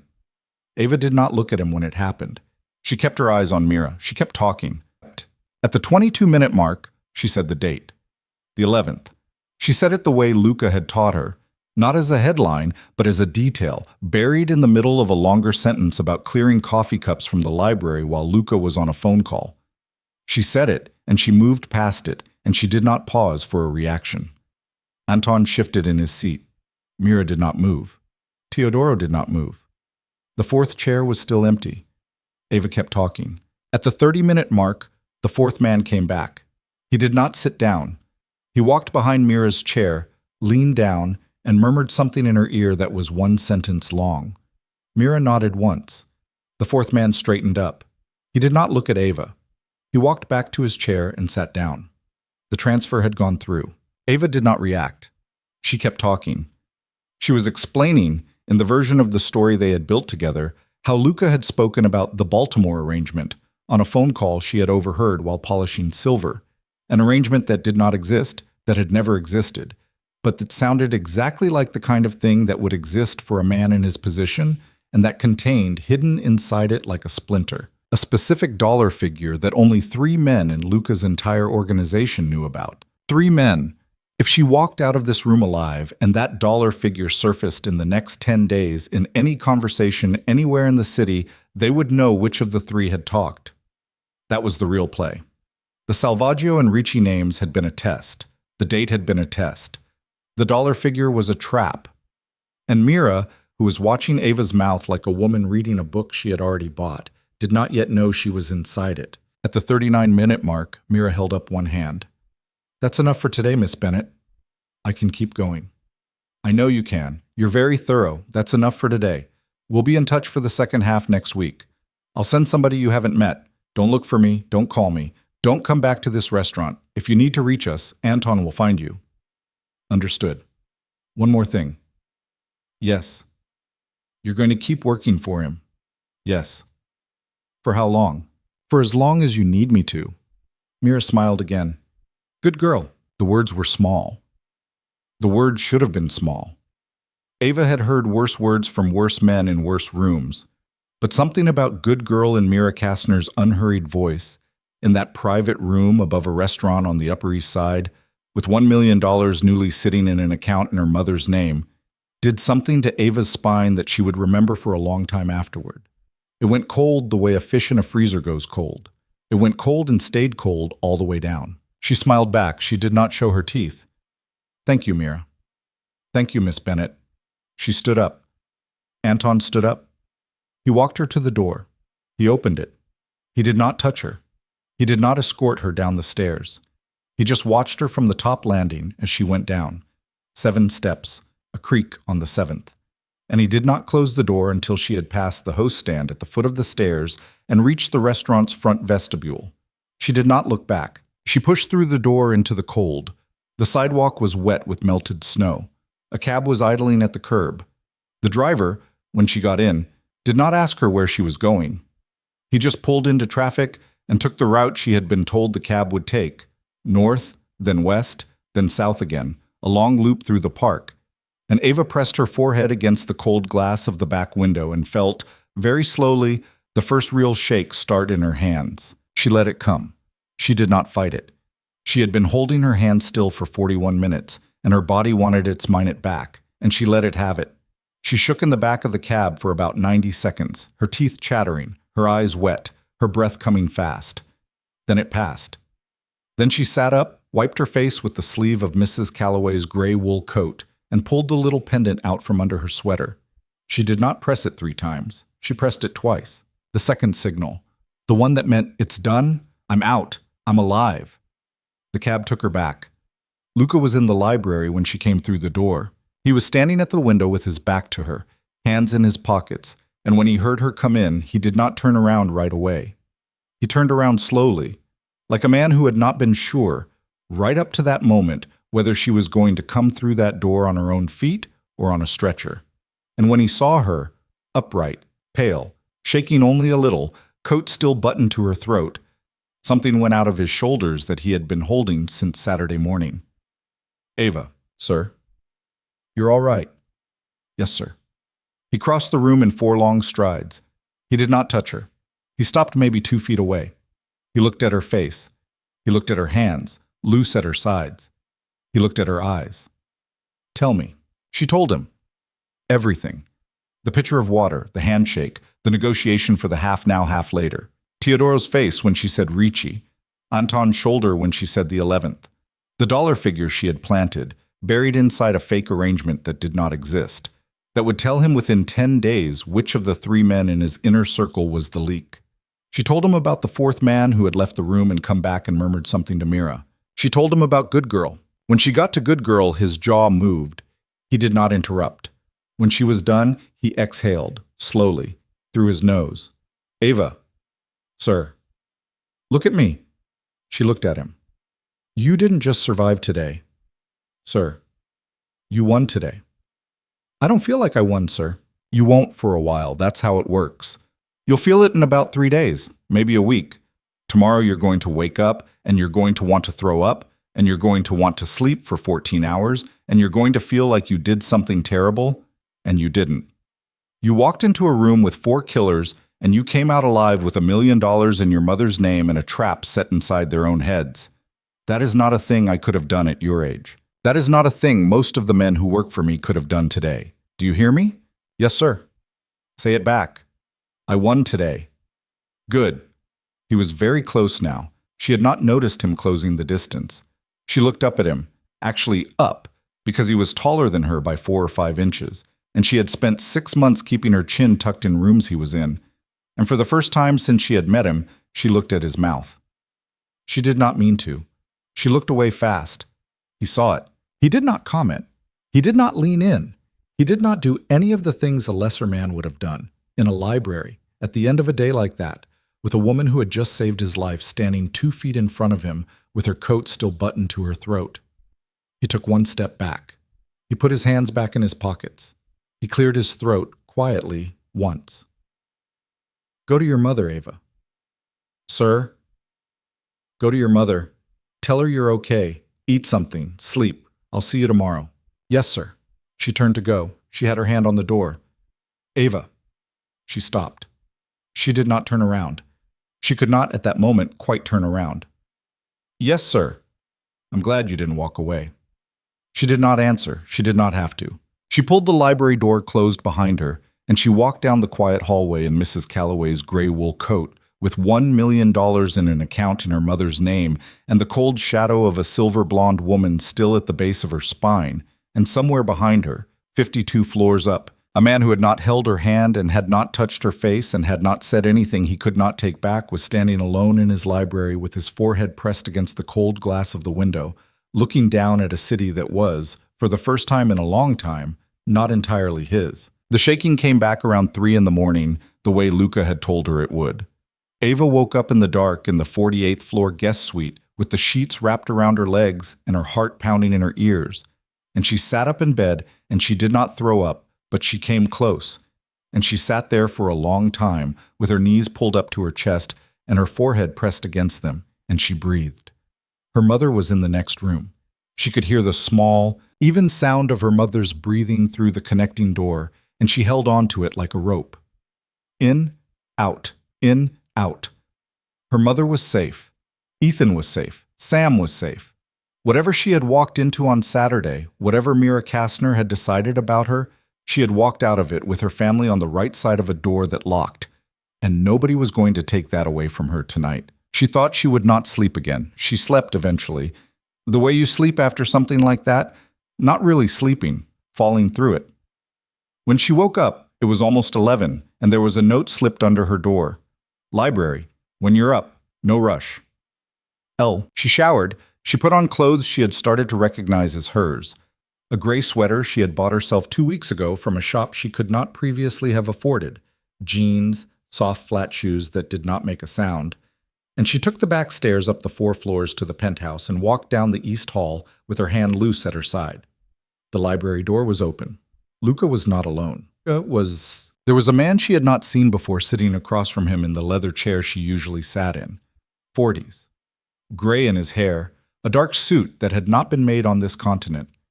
When Ava came around the corner and saw him, he stood up. Not fast, not slow, just respectful. And Luca looked up and said, "Ava, come in. This is Don Alessio. He flew in last night." "Signora." The man took her hand. He did not kiss it. He held it for a half second and let it go. "It is a pleasure." "Sir, sit please, we are almost finished." She sat, at Luca's gesture, on the small leather bench by the window. The two men went back to their conversation in a low, quick Italian she did not understand. She watched Luca's face while they talked. He looked this morning different. Something had slept inside him last night that had not slept in a long time. The tiredness was still at the edges, but the coiled thing behind his eyes had loosened by a notch.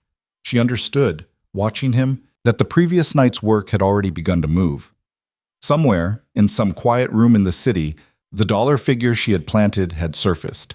Somewhere, one of the 3 men who had known it had already said the wrong thing to the wrong person. Somewhere, Mira Kastner had made a phone call whose content Luca already knew. The old man stood. Luca stood with him. They embraced, briefly, 2 dry kisses on the cheeks, the kind of embrace that was both an affection and a contract. And then the old man turned to Ava and inclined his head. "Signora Bennett, my compliments." "Sir, you have done a hard thing, very hard. Men 3 times your age could not do it. I wanted to meet you before I went home. Now I have. You will be all right." He was gone before she could answer. Luca closed the door behind him. He turned. He leaned against the door for a second, and he let out a breath. And then he walked across the room and sat down in the chair the old man had left, and he put his head in his hands for about 10 seconds. When he lifted it, he was almost smiling. "Ava." "Sir." "It's done." She did not move. "Sir, it's done. 10 days early. I thought it would take until Friday. It took until last night. The dollar figure surfaced at dinner in a private room in Brooklyn around 9. The man who said it is, as of about 4 in the morning, somewhere very far from this city, with his family, with a new name, and with the understanding that if he ever comes back, we will not be having another conversation. Teodoro Benedetti was picked up by the federal government at his home in Connecticut at 6. That was not my doing. That was the result of a recording made last night in a private dining room above a restaurant on the Upper East Side, which somehow, and I cannot say how, it is a mystery, found its way into the hands of a federal prosecutor who has been looking for a reason to move on him for 2 years. Mira Kastner is on a plane. I don't know to where. She'll land somewhere she thinks is safe, and for a while it will be. Eventually she'll come back. People like her always do. But not for a long time, not for a year. Maybe 2. And the reason she left, Ava, the reason she left the country without a single phone call to any of her people in this city, is you. She could not speak. Me, you. She didn't leave because of Teodoro. She'll write Teodoro off as a cost of doing business. She left because the dollar figure surfaced in the wrong mouth, and it didn't surface from Teodoro, and it didn't surface from Reza, and the only person outside her own circle who had ever said that number to anyone was you. You, in that room, in that chair, buried inside a fake story she believed. She understood what that meant the minute her own people told her where the number had come from, and she understood that if a housemaid had outplayed her on a Saturday afternoon, then I had outplayed her for months, and the rest of the city was going to know it by Tuesday. So she left. She took what she could carry, and she left. Do you understand what you did? I think so, sir. No, you don't. Not yet. You will. Come here. She came. She stood in front of the leather chair. He did not stand. He reached up, slowly, without any of the speed she had learned to expect in the house, and he took her hand, and he held it, and he pressed her palm flat for a second against his own, the way you press a hand against a hand to measure it, and he let it go. Thank you. Sir. Thank you, Ava. Her eyes were wet. She hated that. She blinked it away. You're welcome, sir. Sit down. I want to ask you something. She sat. Not on the bench this time. On the arm of the other leather chair because the other leather chair was too far away and because she was quietly tired of distance. He did not comment. He did not look at her sideways for it. What do you want, Ava? Sir? Now, today, tomorrow. What do you want? Because I owe you something I cannot pay in money, and I am not going to insult you by trying, but I can do almost any other thing on this earth for you, and I am asking you what you want, and I want you to take a minute and answer honestly. She was quiet for a long time. Sir, I want to finish school. Done. I want... She paused. I want my brother to have a life, a real one, not just the surgery, the rehab, the follow-up, the cardiologist for as long as he needs her, and I want him to be able to go back to school without worrying about money. Done. I want my mother to stop working. She's 61. She's been on her feet since she was 17. I want her to sit down. Done. Sir? Ava. I want to work. He raised an eyebrow. Explain. I don't want to be kept, sir. I'm grateful. God, I'm grateful. More than you will ever know. But I will not sit in a guest suite on the 48th floor and live off your money. That isn't who I am. I worked my first job when I was 16, and I have worked every day since, and if you take that from me, I will not know what to do with myself. I don't want to pour wine anymore, sir. I'm done pouring wine. But I want to work. I want to build something. He looked at her for a long moment. What would you want to build? I don't know yet. Try. Sir, this week, these last 2 weeks, I've been thinking about things I didn't used to think about. I've been thinking about the money. I've been thinking about who has it. I've been thinking about what Mira Kastner actually does, underneath the name and the suit and the meetings. I've been thinking about how much of what happens in this city happens, because there are people who do not have $86,000, and people who do, and almost nothing in between. I don't want to be Mira Kastner, sir. I don't want to be anywhere near her. But I think about the girl I was 6 months ago, the one who was saving her tips in a coffee can under the sink because she didn't trust banks, because she didn't think banks were for people like her. And I think about how close she came to saying yes on a train to a man she didn't know. Not because she was a bad person, because she was a tired one. And I think, sir, that I would like to build something.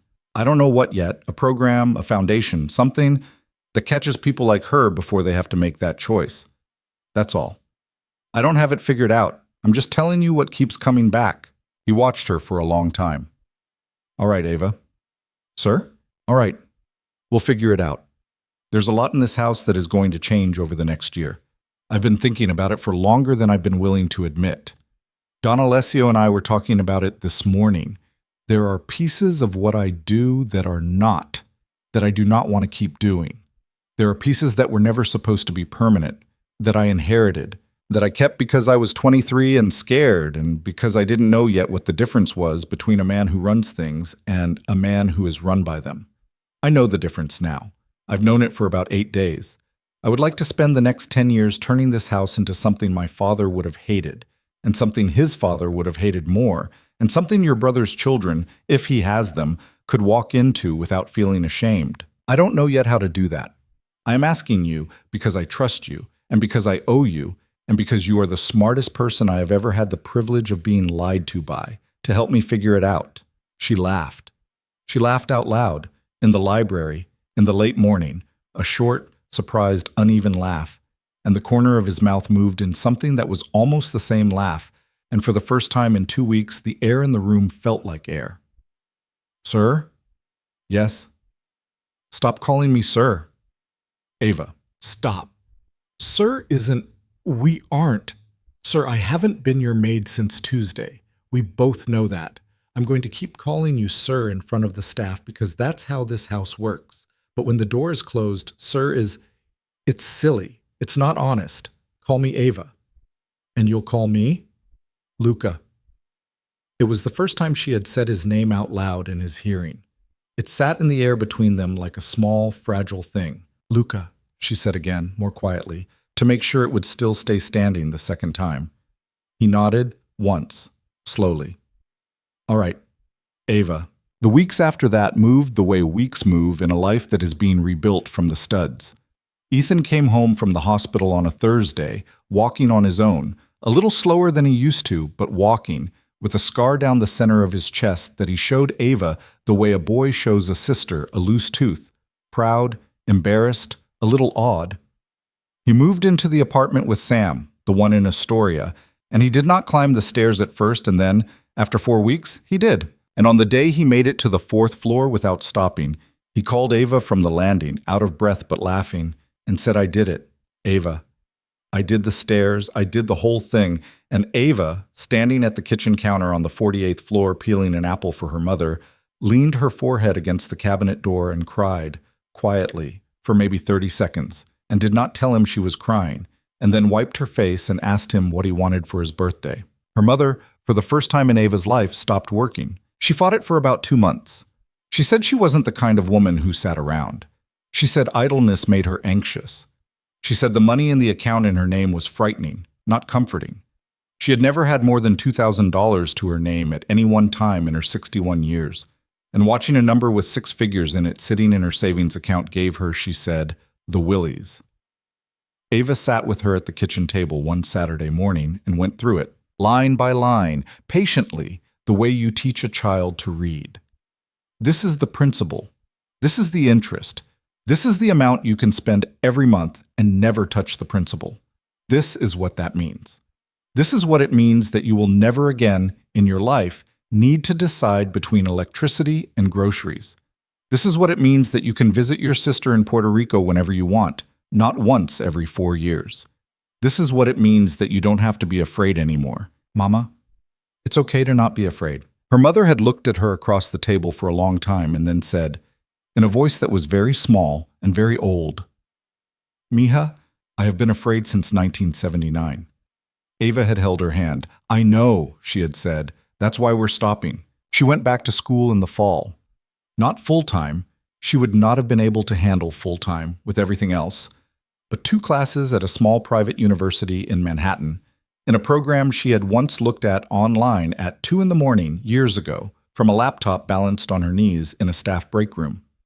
Nonprofit management, social policy.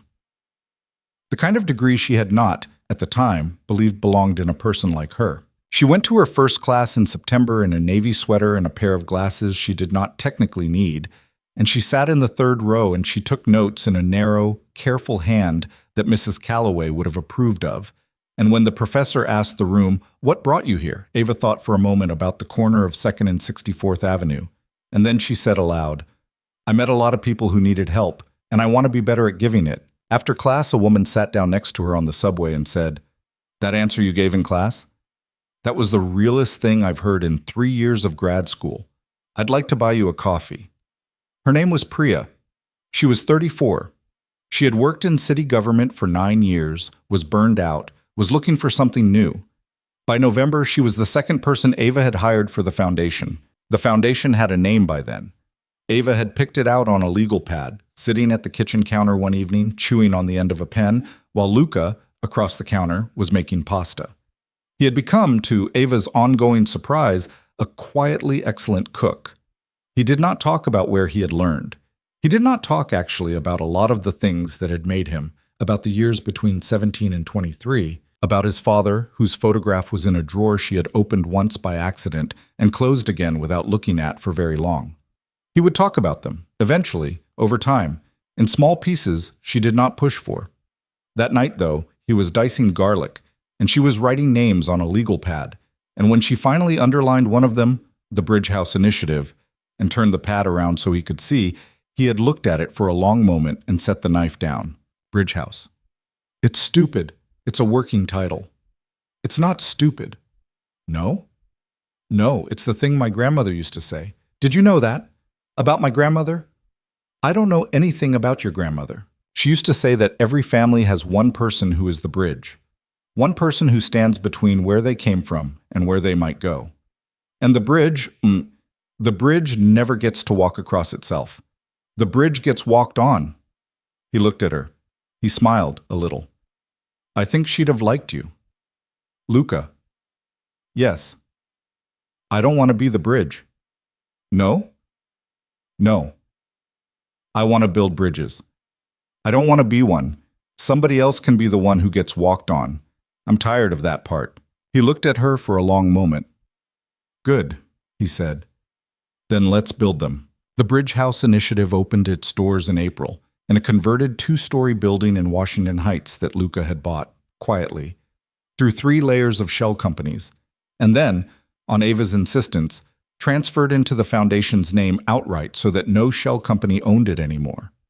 Ava was its director. Priya was its chief of programs. There was a staff of 7 and a volunteer network of 40, and a phone number that was answered 24 hours a day by a live human being. The work it did was small, at first. Emergency cash assistance for medical crises, rent relief for families with a sick child, legal aid for women who had walked into the wrong rooms and were trying to walk out of them. Scholarship funds. A small discretionary account that Ava was the only person authorized to draw on for cases that did not fit into any of the other categories, which she called, privately, the 10 Seconds Fund, for people who were about to make a decision on a street corner they would spend the rest of their lives regretting, and who needed the 10 seconds back. They helped 43 people that first year. The next year it was 210. The year after that, it was almost 1,000. By the end of the 5th year, the phone number that was answered 24 hours a day had its own small call center in a rented floor of an office building in Midtown, and Ava's original legal pad was framed under glass on the wall of the reception area, with the Bridge House Initiative underlined in her own handwriting. Priya had kept asking her to take it down. Ava kept saying no. She finished her degree in 3.5 years, walking across a stage in a black gown on a warm May afternoon with her mother in the second row, Ethan and Sam next to her, and Luca, in a dark suit, no tie, one button open at the throat, standing at the back of the auditorium with his hands in his pockets, and something in his face that she had not seen there before and that she would not see there again for another month. What she saw in his face on that stage was a decision. She saw it a second time on the Italian coast, a month later. They had gone because Ava's grandmother, the one whose postcard had been pinned above the sink in the kitchen in Queens, the one Ava had refused to let herself think about on the night of the dinner party, had been born in a small town on the Ligurian coast in 1937 and had never, in 58 years of American life, managed to afford to go back. She had died with the postcard still above the sink. Ava had carried it, folded, in her wallet since the day she buried her. When she told Luca about it, one night, over dinner, almost offhandedly, 3 years into whatever they were calling what they were, he had not said anything for a long moment. Then he had said, "What was the town?" And she had told him. And the next morning there had been a flight reservation on her phone, and plane tickets for her mother, and for Ethan, and for Sam, and for Priya, and for the two oldest women on the Bridge House staff. And when she had walked into the kitchen with the phone in her hand and her mouth open to protest, he had held up one finger and said, "Your grandmother waited 58 years. I'm not letting her wait another week." The town was a small one. White buildings, red roofs, a church at the top of the hill that Ava stood in front of for a long time without going in. A harbor at the bottom where the water was exactly the color of the oil painting in the Moretti dining room, and Ava stood on the seawall at sundown and looked at it for a long time, and understood, then, what she had always understood in the back of her mind without having the words for it, that the painting had been a door, that she had walked past it for 6 months in a black uniform without knowing what was on the other side of it, that the other side of it was this: a harbor, an evening, a light on water in a place her grandmother had been a girl in almost 90 years ago, in a life that had ended with a postcard above a kitchen sink in Queens. She was crying quietly on the seawall when Luca came up beside her. He did not say anything. He stood beside her, his hands in the pockets of a cream linen shirt, the sleeves rolled to the forearm, and he looked at the water with her for a long time. The sun was most of the way down. The sky was doing something pink and gold and unfair above the cliffs on the other side of the harbor. "Ava?" "Yeah. I want to ask you something." "Okay. I want to say first that you can say no. I want you to hear me. You can say no, and nothing about my life changes. Your job does not change. The foundation does not change. Your mother's account does not change. Your brother's cardiologist does not change. I'm not asking you for anything you don't want to give, and there is no version of the next 30 seconds where you say no and I love you less. Do you understand?" "Luca, do you understand?" "Yes." He took something out of his pocket. It was not a box. He had not come up to this seawall with a box in his pocket. It was a small cloth pouch, the kind of thing a man carries when the thing he has in it matters more than the presentation of it. He held it in his palm. He did not open it yet. "My grandfather," he said, "gave this to my grandmother in a village about 12 miles south of here in 1952. It is not large and it is not flashy. It is a small ring. It belonged to her mother before it belonged to her. My grandmother left it to me when she died, and I have carried it in a drawer for 9 years without knowing what I was waiting for. I know what I was waiting for now." He paused. "I'm not doing this because you saved my life. I want you to understand that. I'm not asking you to marry me because I owe you, or because you built a foundation, or because my grandmother would have liked you, although she would have. I am asking you because you are the first person I have ever met in my life who sat across a table from me and did not once, in 4 years, try to become anything other than what you already were. You have never been afraid of me. You have been afraid for me, which is a completely different thing. You look at me like a person, Ava. Do you know how rare that is? Do you know how long it has been since somebody looked at me like a person? Luca, let me finish. I'm not going to do this again. If you say yes, I'm never going to ask you for anything this big again. I promise. You're going to spend the rest of your life saying yes to smaller things, and I'm going to spend the rest of my life trying to deserve them. That's the deal. Will you marry me?" She looked at him. Her face was wet. His face was also wet, she noticed, around the eyes, although he was pretending it wasn't. "Yes, Ava. Yes, Luca. Yes. Yes." He opened the pouch. The ring was small, a thin gold band, a single stone, not a diamond, something older, a pale green stone she would learn later was a chrysoberyl. And he slid it onto her finger, and it did not quite fit. The knuckle caught, and he laughed a small surprised laugh because he had not thought of that, and she laughed with him, and she wiggled it past the knuckle, and it sat, a little loose, on her hand. They stood on the seawall like that for a long time. They were married that fall, in the garden of a small inn about a mile from the harbor, in front of 40 people. Ethan walked her down the aisle. He had put on weight, he had color in his face. His girlfriend Sam, who was now his fiancée, cried through the entire ceremony and did not pretend otherwise. Ava's mother stood in the front row in a dress she had bought for herself with her own money, and when Ava walked past her, her mother reached out and touched Ava's cheek just once with a hand that did not shake. Mrs. Calloway was there. She had flown over the week before. She had cried when Ava had asked her. she had tried not to let Ava see. Priya was there. She was pregnant with her first child. She gave a speech about the first day she had met Ava on the subway, and about the answer Ava had given in class, and about what she, Priya, had been looking for when she had sat down next to a stranger on the one train, and whether she had known, on that afternoon, that she had found it. She cried through the speech. She did not apologize for crying. The room clapped for a full minute when she was done. Luca spoke last. He stood up, and he looked at Ava across the small garden, and he said, for the first time in front of witnesses, what he had said in the library 4 years earlier in a quieter voice. "I trust her," he said. "That's the whole thing. I don't know how to say it better than that. I trust her, and there are not 5 people in my life I can say that about. And I am the luckiest man at this table because she is marrying me." They did not go on a long honeymoon. Ava could not be away from the foundation for more than a week, and Luca, to his own surprise, could not be away from the work he had started doing. The slow, quiet, unglamorous work of pulling his family's business apart at the roots, piece by piece, selling off the ugly parts, folding the clean parts into legitimate holdings, writing down, over nights and nights at the kitchen counter with Ava next to him, what a 100-year-old organization was going to do now that it was going to stop doing the things that had made it. He would not finish it that year. He would not finish it the next year. He did not finish it entirely, ever.